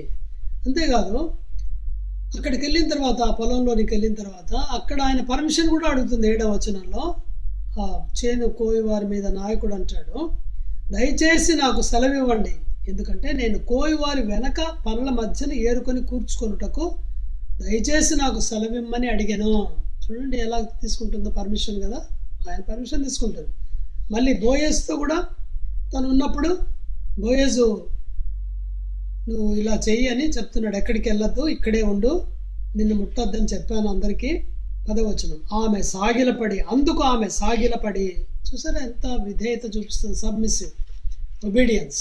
మనం కూడా అలాగా లోబడటం నేర్చుకోవాలి. లోబడుట, సబ్మిషన్. రూతు లోబడింది కాబట్టి ఆమెకు ఇంత గొప్ప ఆధిక్యత దొరకబోతుంది. మనం కూడా లోబడాలి. మనకు కూడా చాలా వాక్యాలు ఉన్నాయి లోబడే విషయంలో. మొదట దేవునికి లోబడి ఉండుడి, అది తెలుసు మనకి. యాకోబు 4:7, అపవాదిని ఎదిరించుడి, దేవునికి లోబడి ఉండుడి, అప్పుడు వాడు పారిపోతాడు. ఎవరు? సాతాను. Submit your selfs therefore to God, దేవునికి లోబడి ఉండుడి, అపవాదిని ఎదిరించుడి, అప్పుడు వాడు మీ ఇద్దరి నుండి పారిపోను. మనం ఏం చేస్తామంటే అపవాదికి లోబడతాము, దేవుని ఎదిరిస్తాము, మనం పారిపోతాం. అది మనం చేసేది. దేవుడు ఆయనకు లోబడటం మొదటిది, అంటే direct obedience to God, direct authority, దానికి మనం లోబడాలి. దేవుని వాక్యమునకు లోబడాలి. దేవునికి లోబడటం అంటే ఏంటి? దేవుని వాక్యమునకు లోబడాలి. అది చాలా ఇష్టం దేవుడికి, బలి కంటే ఇష్టం. 1 సమూయేలు 15:22లో సమూయేలు సౌలుతో ఉంటాడు, behold to obey is better than sacrifice. బలి అర్పించుట కంటే దేవుని మాట వినుట శ్రేష్టము. లోబడుతున్నామా అన్ని విషయాలు దేవుని వాక్యానికి? అది మొదటిదైతే, దేవుడికే కాదు, దేవుడు నియమించిన అధికారాలు కూడా లోబడాలి. Delegated authorities by God. దేవుడు తానే డైరెక్ట్గా అన్నీ చెప్పడు మనకు. కొన్నిసార్లు అధికారులు పెట్టాడు. ఇల్లు ఉందనుకోండి, ఇంట్లో పిల్లలకు తల్లిదండ్రులు పెట్టాడు.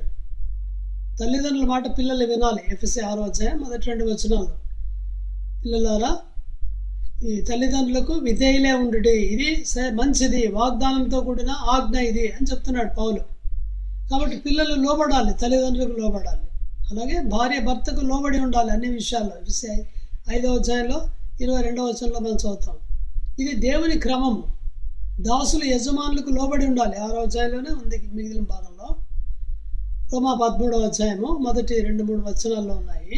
అధికారములన్నీ దేవుని వల్ల ఇవ్వబడ్డాయి కాబట్టి మీరు అధికారులకు లోబడి ఉండుడి. అధికారులను ఎదిరించువాడు దేవుని నియమమును ఎదిరించుచున్నాడు, అందుకనే మీరు ట్యాక్స్ కడుతున్నారు అని చెప్తున్నాడు. కాబట్టి దేవుని నియమాన్ని నెరవేర్చడం ఒకటి, రెండవది దేవుడు ఇచ్చిన అధికారానికి లోబడటం కూడా దేవుని నియమాన్ని నెరవేర్చటమే. యేసయ్య కూడా అన్నాడు కదా, కైసరికి ఇవ్వండి, దేవునికి ఇవ్వండి అని. కాబట్టి మనం అలాగా దేవునికి లోబడి ఉండటమే కాదు, మనుషులు దేవుడిచ్చిన అధికారానికి కూడా మనుషులకు ఇచ్చాడు అధికారము, వారికి లోబడి ఉండాలి. ఇంటిలో, ఆఫీసులో లోబడి ఉండాలి. సంఘం, ఇది చాలా డెలికేట్ సిచ్యువేషన్. సంఘంలో లోబడరు చాలామంది. సంఘంలో దేవుడు నాయకులను ఉంచాడు, పెద్దలను ఉంచాడు, దేవుని సేవకులను ఉంచాడు, వారికి లోబడి ఉండు అని దేవుని వాక్యం కూడా చెప్తుంది. 13వ అధ్యాయము ఏప్రిల్ రాసిన పత్రిక 17వ వచనంలో, మీ పెద్దలకు లోబడి ఉండుడి, వారిని ఆయాస పెట్టకండి, దుఃఖ పెట్టకండి, దుఃఖంతో చేస్తే మీకేమీ ఫలితం ఉండదు. అనేక వాగ్దానాలు ఉన్నాయి. 1 తెస్సలోనిక 5వ అధ్యాయంలో కూడా మీరు లోబడి ఉండండి. కానీ చాలామంది లోబడరు. కొన్నిసార్లు సంఘంలోని వ్యక్తులు ఏదైనా సంఘానికి వ్యతిరేకంగా చేసినప్పుడు కొన్నిసార్లు ఒక డిసిప్లినరీ యాక్షన్ కూడా తీసుకుంటారు వారు. దానికి కూడా లోబడాలి, అది వారికి మంచిదే. దేవుడు అలాగే తీసుకుంటాడు మన మీద. పిల్లలకు తల్లిదండ్రులు చేస్తారు, మనం కూడా అలాగే. కాబట్టి మనల్ని బాగు చేయడానికే దేవుడు అనుమతిస్తాడు ఇలాంటివి. లోబడి ఉండాలి, తిరుగుబాటు చేయకూడదు. దానియేలు గొప్ప భక్తుడైనప్పటికీ ఆహారం తినడానికి పర్మిషన్ తీసుకుంటాడు నాయకులతో. చూడండి, లోబడటం. ఇలాగ లోబడితేనే దేవుడు దీవిస్తాడు. రూతును ఎందుకు ఆశీర్వదించాడు? ఎందుకంటే ఆమె లోబడింది కాబట్టి. She was not rebellious to God, she was submissive to God. ఎప్పుడైతే విధేయత చూపిస్తామో దేవుడు మన స్టెప్స్ని ఆర్డర్ చేస్తాడు. నీతిమంతుని యొక్క అడుగులు దేవుడు నిర్ణయిస్తాడు. ఆయన he will order the steps of a righteous man. ఎప్పుడు మనం దేవుని మాట వింటామో. చూడండి, పాలస్తీనాలో లేకుంటే బెత్లెహేంలో, చిన్న ఊరే అది. పొలాలన్నీ కూడా ఊరి బయట ఉంటాయి. చేన్లు ఇవన్నీ కూడా ఊరి మధ్యలో ఉండవు. మీరు కూడా విలేజెస్ నుంచి వచ్చి ఉంటారు చాలామంది, గ్రామాల్లో నుంచి. గ్రామాల్లో పొలాలు ఎక్కడ ఉంటాయి? ఊరి బయట ఉంటాయి కదా. మన కాంపౌండ్ వాల్స్ కట్టుకున్నట్టు సిటీలో ఇళ్ళకు మధ్యలో కాంపౌండ్ వాల్ ఉండదు. స్థలాలు ఎంకరేజ్ చేస్తారని మనం తప్పనిసరిగా కాంపౌండ్ వాల్ కట్టుకుంటాం కదా. ఒకవేళ కట్టుకోలేదనుకుంటే ఎంకరేజ్మెంట్ అవుతుంది. వీళ్ళకి అలా ఉండవు, గట్టులే ఉంటాయి. వాళ్ళ పొలానికి వీళ్ళ పొలానికి ఏదో మధ్యలో గట్టే ఉంటుంది. అక్కడ ఏమి కట్టెలు కూడా ఏమో పాతి ఉండవు. సో కొన్నిసార్లు పక్కనే ఉంటాయి ఆనుకొని పొలాలు. ఇప్పుడు చూడండి, రూతు ఇల్లు వదిలిపెట్టింది నయం పర్మిషన్ తీసుకొని. బెత్లెహేం బయటకు వెళ్ళింది. చాలా పొలాలు ఉన్నాయి అక్కడ. ఈమె కరెక్ట్గా ఎవరి పొలంలోకి వెళ్ళింది అంటే బోయజ్ పొలంలోనికి వెళ్ళింది. ఆమెకు తెలియదు బోయజ్ అంటే ఎవరో తెలియదు ఆమెకి.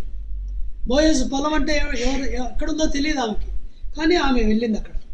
చూస్తే ఇది మనకు యాక్సిడెంటల్గా జరిగింది అనిపిస్తుంది కదా. ప్రమాదవశాత్తు జరిగింది, యాక్సిడెంటల్ అంటారు కదా. యాక్సిడెంట్స్ లేవు దేవుని యొక్క ప్రణాళికలో, క్యాలెండర్లో. అన్నీ కూడా ఇన్సిడెంట్సే, అపాయింట్మెంట్సే. దేవుడు నియమించాడు. అలాగా ఈమె అడుగుల్ని ఆ పొలంలోనికి వెళ్ళేలాగా దేవుడు నడిపించాడు. చూడండి, ఎంత మంచి సంగతి కదా. మనం విధేయత చూపిస్తే జరిగే సంగతులు ఇవి. కాబట్టి కరెక్ట్గా అక్కడికి వెళ్ళింది. అంతేకాదు, అక్కడ పరిగి పర్మిషన్ తీసుకొని ఏరుకుంటుంది. బోయజ్ వచ్చాడు. చూడండి, కరెక్ట్గా ఈమె ఉన్నప్పుడే ఆయన రావటం కూడా చూడండి కదా. ఆ రోజు ఏమన్నా బాగలేక ఇంట్లో ఉండొచ్చు కదా ఆయన. కరెక్ట్గా దేవుడు బోయజ్ను కూడా అక్కడికి పంపించాడు. బోయజ్ ఆమెను చూసేలాగా చేశాడు. ఆమె గురించి ఎంక్వైరీ చేసేలాగా చూశాడు. సబ్మిసివ్నెస్ ద్వారా దేవుడు ఇలాగ నడిపిస్తాడు. Where God guides he provides, where he leads he feeds, where he directs he protects. చూడండి ఎంత మంచి సంగతులు. దేవునికి విధేయత చూపించినప్పుడు దేవుడు గైడ్ చేస్తాడు, నడిపిస్తాడు. అప్పుడు ఏం చేస్తాడు? ఆయన ప్రొవైడ్ చేస్తాడు. హీ విల్ గివ్ ప్రొవిజన్, ఏర్పాటు చేస్తాడు. నడిపించిన చోట ఆయన మనల్ని పోషిస్తాడు. డైరెక్ట్ చేసిన చోట్ల భద్రపరుస్తాడు. ఏం చెప్పాడు? నేను యవనస్తులకు చెప్పాను, నిన్ను వారు ముట్టారు అని చెప్పాడు. ఎంత మంచి సంగతి కదా. సో రెండవది మనం ఏం చూసాము? నయోమి వాజ్ రెబిలియస్ అని. రూత్ రెబిలియస్ కాదు, సబ్మిసివ్, లోబడే స్త్రీ ఆమె. మూడవది, Naomi was bitter against God. Naomi మొదటి అధ్యాయంలో ఆమె దేవునికి వ్యతిరేకంగా తన హృదయాన్ని కఠినపరుచుకుంటుంది. Heart became bitter. నన్ను నయోమి అనొద్దండి అని అంటుంది. ఆ ఊరికి వెళ్ళిన తర్వాత కూడా బెత్లెహేంకి వెళ్ళింది, దేవుడు దర్శించాడని. వాళ్ళతో ఏమంటుంది అప్పుడు ఆమె? నన్ను నయోమి అని పిలవద్దండి. నయోమి అంటే మధురం అని, ప్లెజెంట్. నయోమి అని పిలవద్దండి, నన్ను మారా అని పిలవండి. మారా అంటే చేదు. అంటే దేవునికి ఎగ్నెస్ట్గా 5 సార్లు చెప్తుంది అనమాట. సర్వశక్తుడు నాకు ఇలా చేశాడు, సర్వశక్తుడు నన్ను బాధ పెట్టాడు, ఇలాగా దేవుని నిందిస్తుంది అనమాట. అంటే దేవునికి ఎగ్నెస్ట్గా బిచ్చర్ అయింది, చేదు ఉంది ఆమె హృదయంలో. చాలాసార్లు మనం మిస్టేక్స్ చేస్తాము, మనము పొరపాట్లు చేస్తాము, మనము దౌర్భాగ్యాన్ని తెచ్చుకుంటాము, మిజరీస్. కానీ దేవుని నిందిస్తాం. దేవుడు ఎందుకు ఆపలేదు నన్ను, దేవుడు నన్ను ఎందుకు అలా చేయలేదు. దేవుడు అలా చేయడు, ఎవరిని బలవంత పెట్టాడు, వదిలేస్తాడు. ఫ్రీ విల్ ఇచ్చాడు మనకు. మనం నిర్ణయం తీసుకోవాలి. మన నిర్ణయం మనది. ఆయన ఇంపోజ్ చేయడు. ఇంపోజ్ చేస్తే డిక్టేటర్ అంటారు మళ్ళీ. కాబట్టి ఆయన వదిలేశాడు, ఫ్రీ విల్ ఇచ్చాడు మనుషునికి. మన నిర్ణయాల ద్వారా నష్టాన్ని పొందుతాము, దేవుని నిందిస్తాం. చూడండి ఎంత విచారకరమైంది. అయితే ఈ స్త్రీ అలాగా, Ruth, she is expressing her gratitude. తన థ్యాంక్స్ చెప్తుంది, కృతజ్ఞత తెలుపుతుంది. చూడండి 10వ వచనం, 2:10. అందుకు ఆమె సాగిలపడి తల వంచుకొని, ఏమి తెలిసి పరదేశినైనా నా యందు లక్ష్యం ఉంచున్నట్లు నీకు కటాక్షం కలిగెను. మళ్ళీ కటాక్షం అనే మాట చూసాం కదా. 2వ వచనంలో కూడా ఎవని కటాక్షం పొందగలను, కటాక్షం దొరికింది. నీకు కటాక్షము కలిగెనో అని చెప్పగా, ఎందుకు నన్ను పరదేశిని. చూడండి, రూత్ అనే ఈ స్త్రీ మోయాబు దేశానికి సంబంధించింది. అంటే వారు దేవుడు లేనివారు, కెమోషని దేవతను పూజించేవారు. వీరి కాంప్లెక్షన్ అంటే వీరి రంగు వేరే, బెత్లెహేంలో ఉన్న స్త్రీల రంగు వేరే, వాళ్ళ కలర్ కూడా వేరే, కల్చర్ వేరే, నాగరికత వేరే, మాటలు వేరే, భాష వేరే. ఇలాంటి పరదేశీమే. ఈమెతో ఏ వాగ్దానాలు చేయలేదు దేవుడు. చాలా భయంగా వెళ్తుంది. బహుశా ఫస్ట్ టైం వెళ్తుందేమో ఫీల్డ్కి. సో ఎంతో భయం ఉంది ఆమె హృదయంలో. ఎవరైనా ఆమె దయదలుస్తారేమో, నాకేమైనా వదిలేస్తారేమో, పొలంలో నుంచి వెళ్ళగొట్టరేమో, అది చాలా అనుకుంటుంది ఆమె. కానీ బోయజ్ అంటున్నాడు, నువ్వు ఎక్కడికి వెళ్ళొద్దు, ఈ పొలంలోనే నిలిచి ఉండు, నువ్వు వేరే పొలానికి వెళ్ళొద్దు. పనివారికి కూడా చెప్పాను, ఎవరు నిన్ను ఏమి అనరు. ఇలాగా చెప్పేటప్పటికి ఆ హృదయం అంతా కృతజ్ఞతతో నిండిపోయింది. మనం కూడా అలాగే ఆరాధన టైంలో కూడా చూసాం కదా, ఎఫ్ఎస్సి 2వ అధ్యాయంలో 11 నుంచి మనం చదువుకున్నాము. అదంతా కూడా రూత్ స్టోరీయే.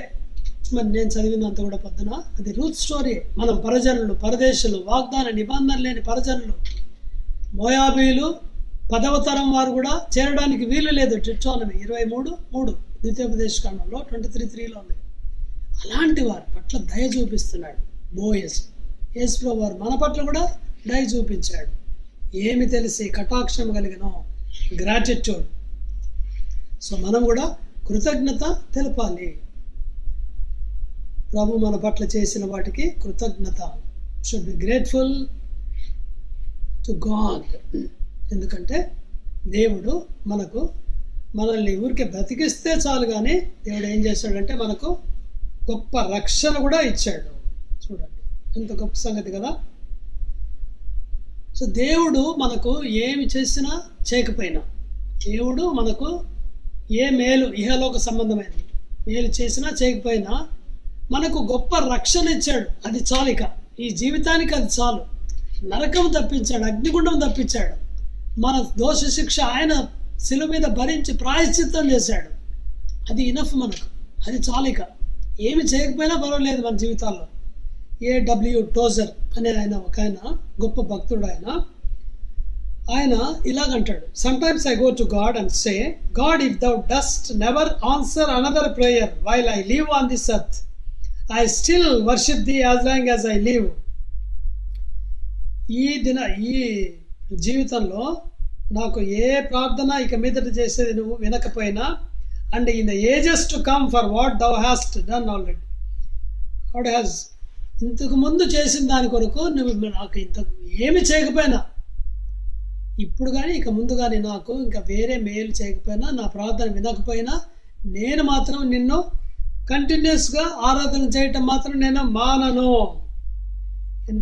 ఎంతకాలం అంట. God has already put me so far in depth that if I were to live 1 million millenniums, అంటే 1 మిలియన్ అంటే 1 మిలియన్ సంవత్సరాలు అంత కాలం కూడా నేను నిన్ను స్తుతిస్తూనే ఉంటాను. I could not pay you what is done for me. దేవుడు నాకు చేసిన దానికి నేను ఇక ఏమి చెల్లించలేను. వేల సంవత్సరాలు కూడా నేను స్తుతి చెల్లిస్తూనే ఉంటాను. మనకు యేసుప్రభు కార్చిన రక్తము గొప్ప క్రయం. కీర్తనలు 49:8 49:8 for the ransom of their life is costly and can never suffice. అంటే ఆయన చెల్లించిన క్రయధనం ఎంతో గొప్పది, అది ఎప్పటికీ తీరక అట్లా ఉండవలసినదే, ఎప్పటికీ అట్లా ఉండాల్సింది. యేసుప్రభు రక్తానికి మనం ఏం బదులు ఇవ్వలేం. ఆయన చేసిన బలియాగానికి మనం ఏమీ బదులు ఇవ్వలేము. జీవితకాలము రుణస్థులమే, జీవితకాలం తర్వాత కూడా రుణస్థులమే. అది చెప్తున్నాడు A.W. టోజర్. కాబట్టి దేవుడు మనకు చేసిన దానికి ఏం చేసినా చేయకపోయినా మనం రుణస్థులమే, స్తుతించబద్ధులమే. అందుకని హబక్కూకు అనే ప్రవక్త అంటాడు 3వ అధ్యాయంలో, హబక్కూకు 17, 18, 19 వచనాల్లో, అంజూరపు చెట్లు పూయకున్నా, ద్రాక్ష చెట్లు ఫలింపకపోయినా, ఒలివ చెట్ల కాపు లేకుండా కూడా, చేన్లో పైరు పంటకు రాకపోయినా, గొర్రెల దొడ్డిలో లేకపోయినా, సారల పశువులు లేకపోయినా, నేను యెహోవా యందు ఆనందించేదను. ఎందుకు? నా రక్షణకర్త అయిన నా దేవుని యందు నేను సంతోషించేదను. రక్షణకర్త చాలా. అది ఏమున్నా ఏమి లేకపోయినా, ఉద్యోగం లేకపోయినా, జీతం రాకపోయినా, ప్రమోషన్ పోయినా, అనారోగ్యం ఉన్నా, ఏదైనా సరే మనం దేవుని స్తుతించబద్దులై ఉన్నాము. లేని వాటి కోసం ప్రశ్న పడక్కర్లేదు. దేవుడిచ్చిన ఆశీర్వాదాలు చాలా గొప్పవి. అవి నిత్యమైన ఆశీర్వాదాలు, ఈ సంబంధమైనవి కాదు. అవి టెంపరీ. అవి నిత్యమైన పరలోక సంబంధమైన ఆశీర్వాదాలతో ఆశీర్వదించాడు. దాని కొరకు మనము వందనాలు చెప్పబద్దులై ఉన్నాము. Should give our gratitude. అలాగే చెల్లించాలి. అందుకని యోబు అంటాడు, యెహోవా ఇచ్చను, యెహోవా తీసుకొని పోయిన, యెహోవా నామమునకు స్తుతి కలుగును గాక. ఈ యాటిట్యూడ్ మనం కలిగి ఉండాలి. అందుకని ఆరాధిస్తాం ప్రతి ఆదివారం. 4వది ఫ్రమ్ ఎంప్టీనెస్ టు ఫుల్నెస్. 4వ మార్పు. కొన్ని మార్పులు చూస్తున్నాం 2వ అధ్యాయంలో. Some changes have taken place in the lives of these people, Naomi and Ruth. Naomi మొదటి అధ్యాయంలో ఎలాగుంది, ఇప్పుడు ఎలాగ మార్చబోతున్నాడు దేవుడు రూతు ద్వారా. ఫ్రమ్ ఎంప్టీనెస్ టు ఫుల్నెస్ అంటే ఖాళీ జీవితం నుంచి సంపూర్ణ జీవితంలోనికి, అంటే సమృద్ధి అయిన జీవితంలోనికి, సాటిస్ఫాక్షన్లోనికి నడిపిస్తున్నాడు. ఈయనకి ఇచ్చిన వాగ్దానం, బోయజు ఇచ్చిన వాగ్దానం ఏంటి? 12, ఆయన నీకు సంపూర్ణమైన బహుమానం ఇచ్చును. ఎందుకంటే ఆయన రెక్కల కిందకి నువ్వు వచ్చావు కాబట్టి, సురక్షితంగా వచ్చావు కాబట్టి నీకు సంపూర్ణమైన బహుమానము. ఈ అధ్యాయంలోని ఈ ఫీల్డ్లోనే మనం చూస్తాం. ఫ్యామిన్లో నుంచి ఫీల్డ్లోకి వచ్చింది. ఈ ఫీల్డ్లోనే ఆమె ఎలాగ బహుమానం పొందుతుందంటే, పనివారికి చెప్పాడు ఆయన ఏమంటే, మీరు ఆమె ఏరుకునేలాగా వదిలిపెట్టేసేయండి అని చెప్పాడు. పిడికిళ్ళు 16వ వచనం. మరియు ఆమె కొరకు పిడికిళ్ళు పడవేసి ఆమె ఏరుకున్నట్లు విడిచిపెట్టుడి, ఆమెను గద్దింపవద్దు. ఏరుకుంది అలాగా దుల్లగొట్టగా దాదాపు తూమెడు ఎవలాయను. చూసారా? 18వ వచనం. ఆమె తిని తృప్తి పొందిన తర్వాత మిగిల్చిన దాన్ని అత్తకు కూడా తీసుకెళ్ళింది. ఆమె అప్పుడు దీవింపబడను గాక అని చెప్తుంది నయోమి. ఇప్పుడు 19వ వచనంలో ఫస్ట్ టైము ఆమె పెదవుల్లో నుంచి బ్లెస్సింగ్ అనే మాట వింటాం. ఆమె జీవితం మారిపోయింది. చూసారా? ముందు ఖాళీగా ఉండింది, దేవుని నిందించేది. ఇప్పుడు ఏమంటుంది 19వ వచనంలో, ఎక్కడ పనిచేసావు? నీ యందు లక్ష్యం ఉంచిన వాడు దీవింపబడను గాక. ఎవరి దగ్గర పనిచేసావు? చెప్పింది పేరు. ఆయన విడిపించడానికి సమీప బంధువు కాబట్టి యెహోవా చేత ఆశీర్వదించబడను గాక. 20వ వచనంలో కూడా ఉంటుంది. ఆయన దగ్గర నిలిచి ఉండని సలహా ఇస్తున్నారు. నువ్వు ఎక్కడికి వెళ్ళొద్దని చెప్తుంది. చూడండి దేవుడు ఎలా నడిపించాడో నయోమి గ్రహించగలిగింది. ఆశీర్వాదం వచ్చింది ఆమె నోట్లో నుంచి. నయోమి నోట్లో నుంచి ముందు దేవుని ఆశీర్వదించే, దేవుడు స్తుతించబడను గాక అనే మాట లేదు. ఇప్పుడు వస్తుంది. మారిపోయింది. From emptiness to fullness. ఎందుకంటే సంతృప్తిని ఆమె చూసింది, సంతోషాన్ని ఆమె చూసింది, సమృద్ధిని చూసింది. తిని తృప్తి పొందిన తర్వాత బోయజ్ కూడా ఏం చేశాడంటే తన దగ్గర కూర్చోబెట్టుకున్నాడు. 14వ వచనం 2:14. భోజన కాలం ఇక్కడికి వచ్చి భోజనం చేయంటే ఆమె వచ్చి కూర్చుండెను. చూసారు ఎంత మంచి సంగతి. బోయజు దగ్గర భోజనం. దీనికి ఆమెకు అర్హత లేదు. మనం చూసాం కదా, మోయాబు స్త్రీ 10th జనరేషన్ కూడా ప్రవేశించడానికి వీలు లేదు. కృప కోసం ఆశతో వెళ్ళింది పొలంలోనికి, కృప పొందింది. ఆమె కృపను ఎక్స్ప్రెస్ చేసింది, గ్రాటిట్యూడ్. ఇప్పుడు సంతృప్తి పొందింది. మనకు కూడా అలాగే దేవుడు సంతృప్తిని, సమృద్ధిని ఇస్తాడు. ఆయనతో మనల్ని కూర్చుండబెట్టుకుంటాడు. మనం ఆరాధన టైంలో చూసాం కదా, తనతో పాటు కూర్చుండబెట్టుకొనెనో. ప్రకటన 3:20. ఇదిగో రెవల్యూషన్ 3:20. నేను తలుపు వద్ద నిలుచుండి తట్టుచున్నాను. ఎవడైనా నా స్వరముని తలుపు తీసినడలా నేను అతని ఎద్దుకు వచ్చి నేను అతనితోనూ నాతో అతడు కూడా భోజనం చేయను. ఎంత గొప్ప ఆధిక్యత. చీఫ్ మినిస్టర్ గారితో మనకు భోజనం అంటే ఎంత సంతోషం కదా. ఎంతోమందికి చెప్తాం. ప్రైమ్ మినిస్టర్ అంటే ఇక పెద్ద పబ్లిసిటీ ఇస్తాం. దేవుడు రాజాధిరాజు, ప్రభులకు ప్రభు, ప్రైమ్ మినిస్టర్లకు ప్రైమ్ మినిస్టర్ మనతో పాటు భోజనం చేస్తున్నాడు. సామెతలు 16:11, కీర్తనలు 16:11, Psalm 16:11. In thy presence is fullness of Joy. దావీదు అంటున్నాడు, ఆయన సన్నిధిలో మనకు సంపూర్ణ సంతోషము కలదు, ఆయన కుడి చేతిని నిత్య సుఖములు కలవు. రూతు నిజమైన దేవుని యందు విశ్వాసం ఉంచి ఆయన చేసిన వాగ్దానాల మీద ఆజ్ఞల మీద విశ్వాసం ఉంచి వాగ్దానాలు క్లెయిమ్ చేయడానికి వెళ్ళింది ఫీల్డ్లోకి. విశ్వాసము పనిచేసింది. తర్వాత సబ్మిషన్ అంటే విధేయత చూపిస్తుంది, అందరికీ తగ్గింపు. తర్వాత కృతజ్ఞత, గ్రాటిట్యూడ్. ఇప్పుడు ఏమైంది? ఫుల్నెస్. సో 2వ అధ్యాయాన్ని ఈ ఈక్వేషన్ మనం పెట్టచ్చు. Faith plus submission plus gratitude is equal to fullness or satisfaction. చూసారా ఎంత గొప్ప దేవుడు దొరికాడు. మనం రూతులాగా విశ్వాసం కలిగి ఉన్నామా? రూతులాగా విధేయత చూపిస్తున్నామా? రూతులాగా కృతజ్ఞతను వెల్లడి చేస్తున్నామా దేవునికి? ఎప్పుడు సనుక్కుంటూ గనుక్కుంటూ ఉంటాం మన జీవితాల్లో. మనం ఏం చేసినా దేవుడు మనకి అన్ని మేలే చేయాలి, ఒక కీడు కూడా చేయకూడదని భావిస్తాం. 2:10 యోబు గ్రంథంలో యోబు అంటాడు భార్యతో, మనం దేవుని చేత మేలే అనుభవించాలా, కీడు అనుభవించదగదా? చూసారా, ఏ నోటి మాట విషయంలో కూడా పాపం చేయలేదు యోబు. మన వైఖరి ఎలా ఉంది? How is our attitude towards him? మన జీవితంలో నయోమి వలె సనుగులు, గొనుగులు, సందేహాలు, అవిశ్వాసము, దేవుని పట్ల వ్యతిరేకమైన వైఖరి ఇది కలిగి ఉన్నామా? మనం ఒకసారి పరీక్షించుకుందాం. బలలో పాలు పొందే ముందు మన ఆశీర్వాదాల్ని, విశ్వాసులు క్రైస్తవులు దేవుడిచ్చిన ఆశీర్వాదాల్ని ఇసుక మీద రాస్తారట. we write God's blessings on sand, but we will write our miseries, లేకుంటే మన శ్రమల్ని, మనము కంప్లైంట్స్ని మార్బుల్ స్టోన్ మీద రాస్తాం. కంప్లైంట్స్ అయితే చూడండి, అలా ఉన్నాం మనం. దేవుడు చేసిన సంగతులు మర్చిపోయే వారిగా ఉన్నామా? దేవుని నిందిస్తున్నామా? సనుగుతున్నామా? ఈ కరోనా పీరియడ్ వచ్చింది, ఎంతోమంది చనిపోయారు. మనకంటే గొప్పవారు చనిపోయారు, మనకంటే ఆరోగ్యంగా ఉన్నవారు చనిపోయారు, మనకంటే గొప్ప పదవుల్లో ఉన్నవారు చనిపోయారు, భక్తి పరులు చనిపోయారు. చాలా విచిత్రమైన సంగతి ఇది. కరోనా ద్వారా దేవుని సేవకులు చనిపోయారు, విశ్వాసులు. కానీ మనం బతికున్నాం. ఎందుకని?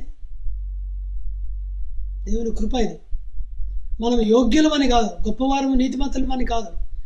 దేవుని పని చేయడానికి ఇంకా కొంచెం టైం ఇస్తున్నాడు మనకు. దేవుని సేవ చేసి కొన్ని బహుమానాలన్నా తీసుకుంది వీళ్ళు అని మనకు టైం ఇస్తున్నాడు, ప్రొలాంగ్ చేస్తున్నాడు మన డేస్. దీనికైనా మనం కృతజ్ఞతగా ఉండాలి కదా. ప్రభు దగ్గర చెప్దాం, ప్రభు చాలాసార్లు నేను సనిగాను, గొనిగాను, నన్ను క్షమించండి. నీ ఉద్దేశాలు అర్థం చేసుకోలేదు, నీ కృపను అర్థం చేసుకోలేదు. ఇప్పుడు నేను సనగను, గొనగను. విశ్వాసం ద్వారా నీ వాగ్దానాలను నేను చేపడతాను. నీకు కృతజ్ఞురాలిగా నా జీవిత కాలమే కాదు, పరలోకంలో నివసించినంత కాలము ఉంటాను. ఇది చాలు, నాకు నీ గొప్ప రక్షణ ఇచ్చావు. మిగిలిన జీవితం భయంతో, భక్తితో జీవించడానికి నాకు కృప ఇవ్వండి అని ఒక తీర్మానం చేసి బలను సమీపిస్తాం. 1 కొరింథీ 11వ అధ్యాయము 28, 29 అందరం కలిసి. కాబట్టి ప్రతి మనుషుడు తను తాను పరీక్షించుకొనవలెను, అలాగ చేశారట్టింది నా పాత్రలో త్రాగవలను. ప్రభు శరీరం అని వివేచింపక తిని త్రాగువాడు తనకు శిక్షావిధి కలుగుటకే తిని త్రాగుచున్నాడు. యథార్థంగా మనము ప్రభు ఎదుట పరీక్షించుకుందాం మన జీవితాన్ని, హృదయాల్ని. ప్రభు యొక్క వాగ్దానాన్ని విశ్వాసం ఉంచుదాము. మనం ఒప్పుకున్నప్పుడు క్షమిస్తాడు, రక్తంతో కడుగుతాడు, తిరిగి సమాధానం ఇస్తాడు. విజయవంతమైన క్రైస్తవ జీవితాన్ని మనకున్న సమస్యల్లో కూడా మనం జీవించవచ్చు. ప్రభు మనందరికీ సహాయం చేయను గాక. కొన్ని నిమిషాలు మౌనంగా ఉందాం, మన జీవితాన్ని పరీక్షించుకుందాం, ప్రార్థన చేసుకుందాం. ప్రేమగల మా తండ్రి, నమ్మకమైన దేవా, నీ వాక్యం ద్వారా మీరు మాతో మాట్లాడినందుకు వందనాలు. ప్రభా, రూతు యొక్క విశ్వాసము, విధేయత ద్వారా, కృతజ్ఞత ద్వారా తండ్రి తాను సంతోషాన్ని, సమృద్ధిని అనుభవించగలిగింది. నయోమి జీవితంలో కూడా మార్పును మేము చూడగలిగాం తండ్రి. మా జీవితాల్లో కూడా అనేక సార్లు మేము తండ్రి మాకు కలిగే శ్రమలు, కష్టాలను ఓర్చుకోలేక అవిశ్వాసం ద్వారా నిన్ను సందేహించి ప్రభా నిన్ను ఆయాస పెట్టినామని ఒప్పుకుంటున్నాం తండ్రి. దయతో మీరు మమ్మల్ని క్షమించమని ప్రార్థన చేస్తున్నాం. మీరు మాకు ఇచ్చిన రక్షణ కొరకై తండ్రి జీవితకాలం స్తుతించినా సరిపోదు ప్రభా, అది తీరక ఎప్పుడు అట్లా ఉండవలసిందే. కాబట్టి మేము సనుగులు, గొనుగులు మాని మాకు ఇచ్చిన కొద్ది జీవితాన్ని నీ కొరకే జీవించినట్లుగా మాకు సహాయం చేయమని ప్రార్థన చేస్తున్నాం. ప్రభా, బల్ల మమ్మల్ని ప్రేమించి సిద్ధపరిచారు, మీకు ఎంతో వందనాలు. బల్ల మీద ఉంచబడిన రెట్టెకే వందనాలు. నలుగుగొట్టబడిన మీ శరీరానికి గుర్తుగా ఉండగా మిమ్మల్ని స్తుతిస్తున్నాం తండ్రి. మా అతిక్రమల కొరకు గాయపరచబడ్డారు, మా దోషముల కొరకు నలుగుట్టబడ్డారు. మీరు పొందిన దెబ్బల వల్ల మాకు స్వస్థత కలిగింది. జీవగల మా తండ్రి, ఈ రొట్టె అవన్నీ కూడా చూపిస్తుండగా ఇందులో మేము యోగ్యముగా పాల్పొందుటకు మాకు సహాయం చేయమని మా ప్రభు రక్షకుడైన యేసుక్రీస్తు నామంలో స్తుతించి ప్రార్థించి వేడుచున్నాం తండ్రి, ఆమెన్. ప్రభువైన యేసు తాను అప్పగించబడిన రాత్రి ఒక రొట్టెను ఎత్తుకొని కృతజ్ఞతాస్తుతులు చెల్లించి దాన్ని విరిచి, ఇది మీ కొరకై విరవబడుచున్న నా శరీరము, నన్ను జ్ఞాపకం చేసుకుంటూ దీన్ని చేయడం చెప్పినాం. కాబట్టి మీ గృహాల్లోనే రక్షించబడిన వారు, పరీక్షించుకున్న వారు, సిద్ధంగా ఉన్నవారు రొట్టెలో మీ భాగాన్ని తీసుకోండి.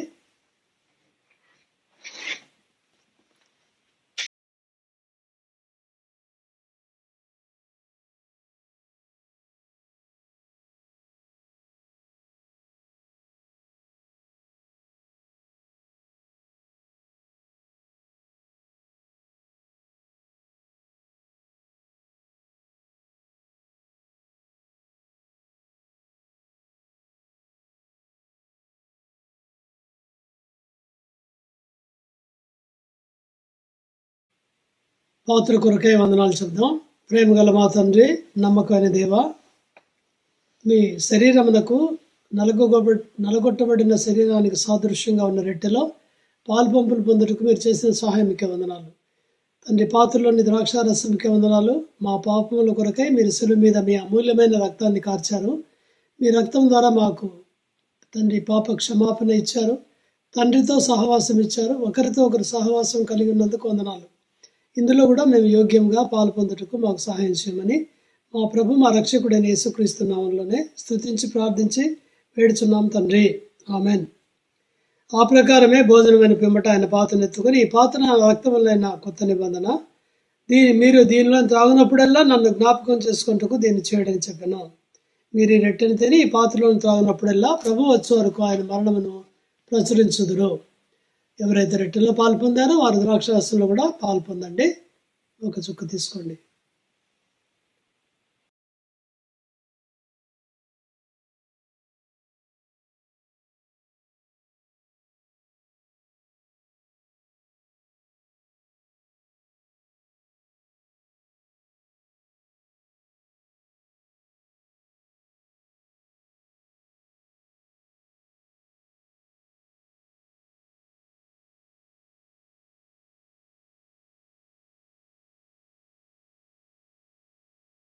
ప్రార్థన చేసుకుందాం.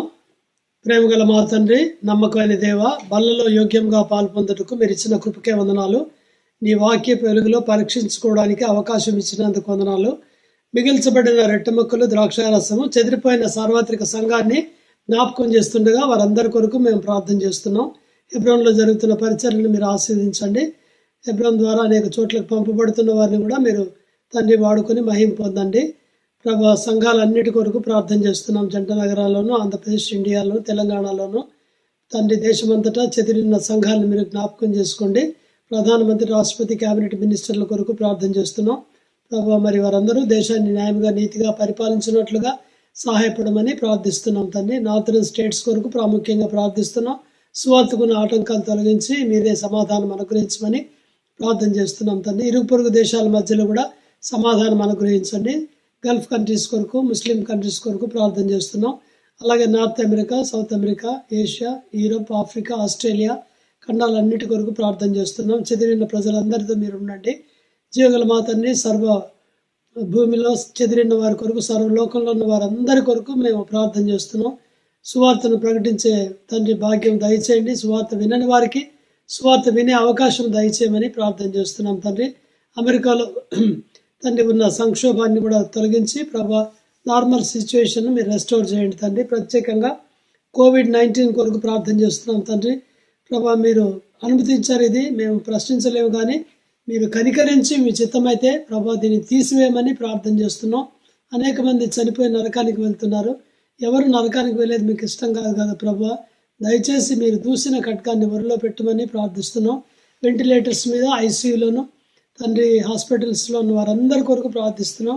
అందరినీ ప్రభా కనికరించండి తండ్రి. రక్షణ దయచేయండి, వారికి మరొక అవకాశం దయచేయండి. ప్రభుని తెలుసుకునే భాగ్యము, స్వస్థత అనుగ్రహించండి. మా బస్తీలో, మా సిటీలో, మా దేశంలో, మా ప్రపంచంలో ఉన్న ప్రజలందరినీ మీరు కనికరించి ప్రభా ఈ వ్యాధి నుంచి దూరపరచమని ప్రార్థిస్తున్నాం. వ్యాక్సిన్ కూడా త్వరలోనే రావడానికి, అందుబాటులోకి రావడానికి మీరు సహాయపడమని దేవా ప్రార్థన చేస్తున్నాం. ఇప్పుడు విశ్వాసుల కొరకు ప్రార్థన చేస్తున్నాం, వారి అవసరాల కొరకై. రక్షణ లేని పిల్లల కొరకు ప్రార్థిస్తున్నాం తండ్రి. బాలరాజ్, సంతోష్, జానీ, వెంకటకృష్ణకు మీరే రక్షణ దయచేయండి. వెంకటకృష్ణకు ఆరోగ్యం కూడా దయచేయండి. అలాగే అనారోగ్యమైన పిల్లలు కూడా మీరు జ్ఞాపకం చేసుకుని వారి ట్రీట్మెంట్లో తోడుగా ఉండమని ప్రార్థిస్తున్నాం తండ్రి. షైనీ కొరకు, గోల్డీ కొరకు ప్రార్థన చేస్తున్నాం తండ్రి. తెనాలిలో ఎస్విన్ కొరకు ప్రార్థిస్తున్నాం. అలాగే శివరావు గారి కోసం ప్రార్థిస్తున్నాం తండ్రి. వెంకటరెడ్డి గారి కొరకు, అలాగే విజయవాడ చందును కూడా జ్ఞాపకం చేసుకోమని ప్రార్థిస్తున్నాం తండ్రి. అలాగే సిస్టర్ కార్డీలియా కొరకు ప్రార్థిస్తున్నాం. సమాజగూడలో తనకు కూడా మీరు మంచి ఆరోగ్యం దయచేయమని ప్రార్థిస్తున్నాం తండ్రి. విజయవాడ చందును కూడా జ్ఞాపకం చేసుకోండి. కెన్యాలో జెస్సీ స్మైల్స్ బ్రదర్ కొరకై ప్రార్థిస్తున్నాం. శీఘ్రముగా స్వస్థత యెషయా 58:8 ప్రకారం మీరే దయచేయండి. నవీన్ కూడా మీరు అలా కనికరించమని దేవా ప్రార్థిస్తున్నాం తండ్రి. శీఘ్రముగా స్వస్థత ఇవ్వండి. చిన్నవాడు పాల్ డేవిడ్ కొరకు ప్రార్థన చేస్తున్నాం తండ్రి. గ్రేస్ నవీన్ కుమారుడు, వాడిని కూడా మీరు ముట్టి మంచి ఆరోగ్యం అనుగ్రహించమని దేవా ప్రార్థన చేస్తున్నాం. అలాగే సుఖమైన కాంతి కొరకై సహోదరి లియా కొరకు, సహోదరి ప్రశాంత్ కొరకు ప్రార్థిస్తున్నాం. మీరే క్షేమకరమైన ఆరోగ్యకరమైన కాంతి దయచేయండి. పెద్ద వయసులో ఉన్న తండ్రి సిస్టర్స్ అండ్ బ్రదర్స్ కొరకు ప్రార్థిస్తున్నాం. సునీతమ్మ ఆంటీ కొరకు, హేమలత ఆంటీ కొరకు, సిస్టర్ డాక్టర్ హెలెన్ కొరకు ప్రార్థిస్తున్నాం. హార్సన్ గారి కోసం ప్రార్థిస్తున్నాం. పురుషోత్తం బ్రదర్ కొరకు బోయినపల్లిలో ప్రార్థిస్తున్నాం. రాజయ్య, సీతమ్మ, సిస్టర్ బాలామణి కొరకు ప్రార్థన చేస్తున్నాం. మీరే పెద్ద వయసులో ఉన్నారు, వారికి ఆరోగ్యం దయచేయండి. అబ్రహాం అంకుల్ని కూడా జ్ఞాపకం చేసుకోండి తండ్రి. గాంధీనగర్లో యెషయా 40:31 ప్రకారం నూతన బలం దయచేయండి ప్రభా. ఈ నెల 23వ తేదీ గ్రేస్ భద్రయ్య కుమార్తె వివాహం జరుగుతుంది. మీరు ఆస్వాదించండి. అన్ని ఏర్పాట్లు కూడా మీరు తోడుగా ఉండమని ప్రార్థన చేస్తున్నాం తండ్రి. సిస్టర్ హెప్సివా కూడా ఆరోగ్యం అనుగ్రహించండి. జాబ్ కూడా మంచి జాబ్ అనుగ్రహించమని కూడా ప్రార్థన చేస్తున్నాం తండ్రి. జీవగల మా తండ్రి, ఇంకా మా ప్రియ సహోదరులు కుటుంబాలు దూరం నుంచి కూడా ప్రభా ఇందులో పాల్పొందుతున్నారు. ఆన్లైన్లో చెన్నైలో ఎయిర్టెల్ సురేష్ సిస్టర్ పిల్లల కొరకు ప్రార్థిస్తున్నాం. పాప కేజీఆర్ని కూడా మీరు ఆస్వాదించండి. సాల్మన్ గారు తండ్రి, వారి జాషువా కుటుంబాన్ని జ్ఞాపకం చేసుకోమని కూడా ప్రార్థన చేస్తున్నాం తండ్రి. బెంగళూరులో బ్రదర్ ఎబ్బేస్ కొరకు, సిస్టర్ విజయవల్లి వారి కుటుంబాల కొరకు ప్రార్థన చేస్తున్నాం. తెనాలిలో సోదరి దెబోరా పిల్లల కొరకు, శాంటిల్ కొరకు ప్రార్థన చేస్తున్నాం తండ్రి. బాంబేలో కూడా తెల్మా, శ్యామల పిల్లల్ని జ్ఞాపకం చేసుకోమని ప్రార్థిస్తున్నాం ప్రభు. ఇంకా తండ్రి మా ప్రియులు అప్పలరాజు పిల్లల కొరకు ప్రార్థిస్తున్నాం. ముఖేష్, లావణ్య పిల్లల కొరకు, సునీల్ ప్రభు వీరిని జ్ఞాపకం చేసుకుంటున్నాం. చైతన్య కొరకు ప్రార్థిస్తున్నాం. షిల్లాంగ్లో ప్రదీప్ను కూడా జ్ఞాపకం చేసుకుంటున్నాం తండ్రి. వారి వారి అవసరాలన్నీ కూడా మీరు తీర్చమని ప్రార్థన చేస్తున్నాం. ఇంకా మా ప్రియులు ఎవరెవరు ఏ అవసరాలు ఉన్నాయో ప్రభు వారికి ఆ అవసరాలన్నీ కూడా యేసు ప్రభువా ఫిలిప్పీ 4:19 ప్రకారం మీరు తీర్చండి. కీర్తనలు 23:1 ప్రకారం మీరు కాపరిగా ఉండమని ప్రార్థన చేస్తున్నాం. మీ మిక్కిలి కృపలో మమ్మల్ని కూడా జ్ఞాపకం చేసుకోండి. మీరు యుఎస్కి తెచ్చిన ఉద్దేశాలను నెరవేర్చుకోండి.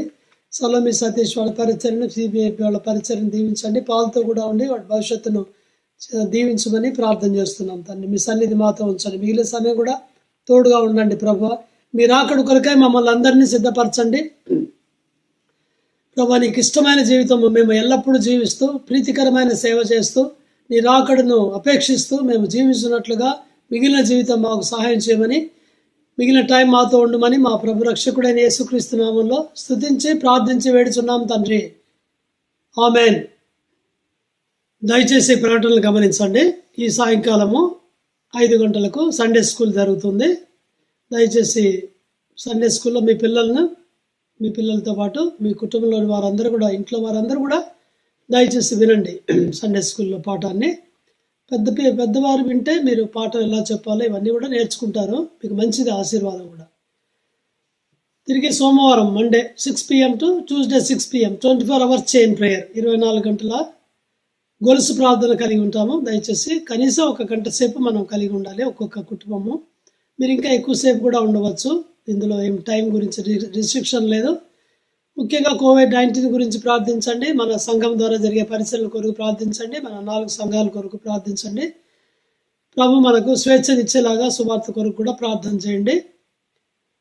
రాబోయే రోజుల పరిచర్య కొరకు, దేవుని ఏర్పాటు కొరకు కూడా దయచేసి ప్రార్థించండి. మీ వ్యక్తిగత కుటుంబ సమస్యల కొరకు మీరు ప్రార్థన చేసుకోవచ్చు కుటుంబంతో కలిసి. తర్వాత బుధవారం రాత్రి 7 గంటలకు సంఘ ప్రార్థనకే కలుసుకుంటాం. శుక్రవారం ఫ్రైడే 10 AM ఉదయం 10 గంటలకు సహోదరులు ప్రార్థన కొరకు ఉపవాస ప్రార్థనకై సమావేశమవుతారు.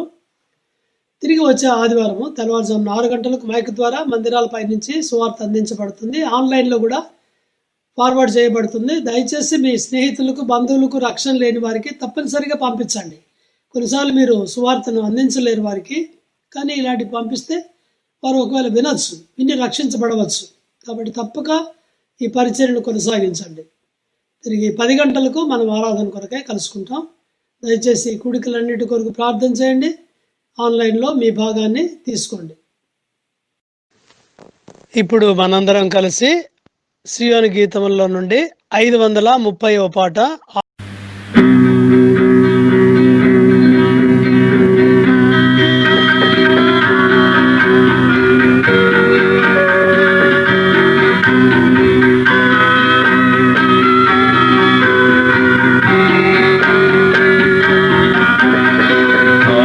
ప్రేమను విడచిపెట్టివా ఓ నాదు ప్రియుడా, తిరిగా జీవించమానితివా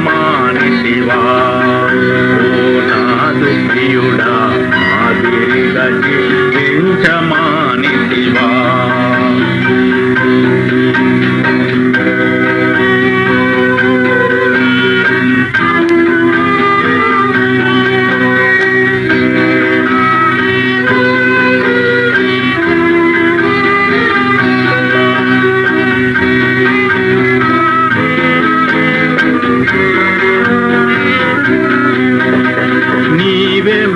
రక్షకుడవనియు దేవుని ప్రియసుండవనియు, నీవే నా రక్షకుడవనియు దేవుని ప్రియసుండవనియు, నిశ్చయముగా ఒప్పుకొంటివి, స్వంత పనులకు సాగిపోతివి. నిశ్చయముగా ఒప్పుకొంటివి, స్వంత పనులకు సాగిపోతివి.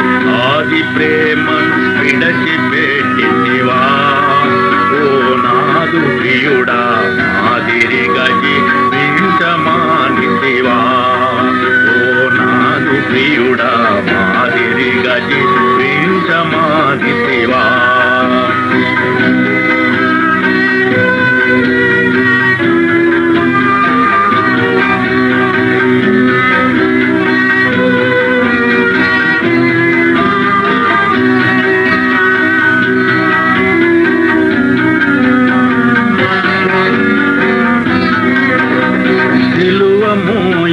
యేసు ప్రభుకే కాలమెల్లా సేవ చేయుచు, సిలువము యుచు యేసు ప్రభుకే కాలమెల్లా సేవ చేయుచు, ఎల్ల ప్రజలకు గమించుచు వెళ్ళెదనని పలికితివిగా, ఎల్ల ప్రజలకు గమించుచు వెళ్ళెదనని పలికితివిగా. ఆది ప్రేమను విడచిపెట్టితివా ఓ నాదు ప్రియుడా, మాదిరిగా జీవించమానితివా ఓ నాదు ప్రియుడా, మాదిరిగా జీవించమానితివా.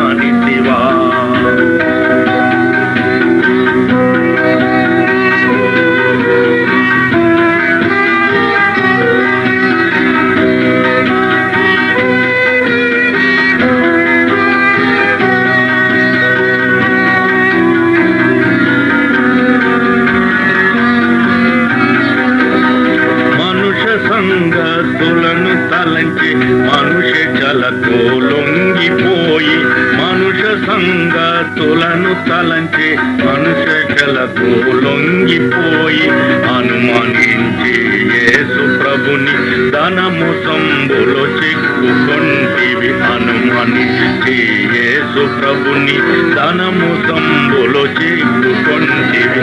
ఆది ప్రేమను విడచిపెట్టితివా ఓ నాదు ప్రియుడా, మాదిరిగా జీవించమానితివా ఓ నాదు ప్రియుడా, మాదిరిగా జీవించమానితివా.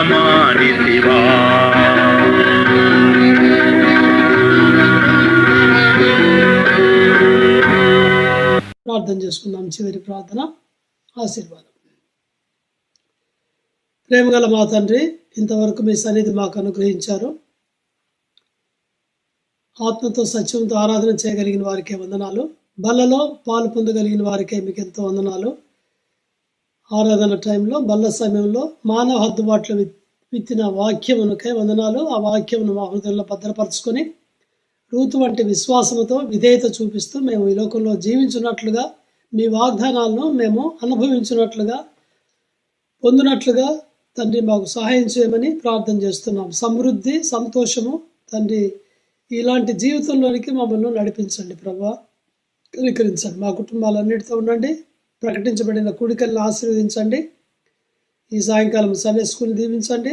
రేపు నుంచి మంగళవారం సాయంకాలం వరకు జరిగే 24 hours చైన్ ప్రేయర్ దీవించండి.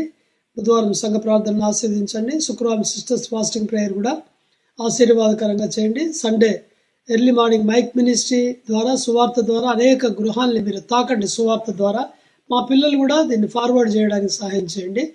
10 గంటలకు తిరిగి మేము ఆరాధనకే కలుసుకోవడానికి మీరు సహాయపడమని ప్రార్థన చేస్తున్నాం తండ్రి. మా ప్రియుల కొరకు మళ్ళీ ప్రార్థిస్తున్నాం. చాలా కష్ట నష్టాల్లో, దుఃఖాల్లో వెళ్తున్న వారిని జ్ఞాపకం చేసుకోండి ప్రభా. మరి ఢిల్లీలో తండ్రి విజయ్ విలియమ్స్ గారి కుమారుడు జానతాన్ని మీరు తండ్రి తీసుకున్నారు. విడబడిన కుటుంబానికి, పిల్లలందరికీ కూడా మీరు సంఘానికి ఆదరణ దయచేయమని కూడా ప్రార్థన చేస్తున్నాం. అలాగే ఇంకా ఎవరైతే కరోనా ద్వారా కష్టపడుతున్నారో వారందరినీ దయచేసి జ్ఞాపకం చేసుకోండి. దేవుని కుటుంబానికి చెందిన వారి కోసం ప్రాముఖ్యంగా ప్రార్థన చేస్తున్నాం. దయచేసి మాకు సహాయం చేసి ఈ ఆపద నుంచి తప్పించమని ప్రార్థిస్తున్నాం. ఈ వారమంతా మీరు తోడుగా ఉండండి. మేము చేయ పనులన్నింటినీ ఆశీర్వదించండి. మీ కొరకు సాక్షులుగా ఉండే భాగ్యం దయచేయండి. ఎవరికైనా సువార్తను ఇచ్చే అవకాశం కూడా ఈ కరోనా పీరియడ్లో మాకు అనుగ్రహించమని ప్రార్థిస్తున్నాం. మీ రాకడ కొరకై సంతోషంతో మేము సమాధానంతో తండ్రి సిద్ధపడినట్లుగా మాకు సహాయం చేయండి. చేసిన మేళ్ళన్నిటికీ వందనాలు చెల్లిస్తూ మా ప్రభు మా రక్షకుడైన యేసుక్రీస్తు నమ్మకమైన బలమైన నామంలో స్తుతించి ప్రార్థించి నమ్మి వేడుచున్నాము తండ్రి. ఆమెన్. మన తండ్రి అయిన దేవుని ప్రేమ, ప్రభువైన యేసుక్రీస్తు వారి కృప, పరిశుద్ధాత్మని అన్యోన్య సహవాసము మనందరికీ ఎల్లప్పుడూ తోడుగా ఉండునుగాక. ఆమెన్. Praise the Lord. అందరికీ వందనాలు. మా కోసం కూడా దయచేసి ప్రార్థన చేయండి.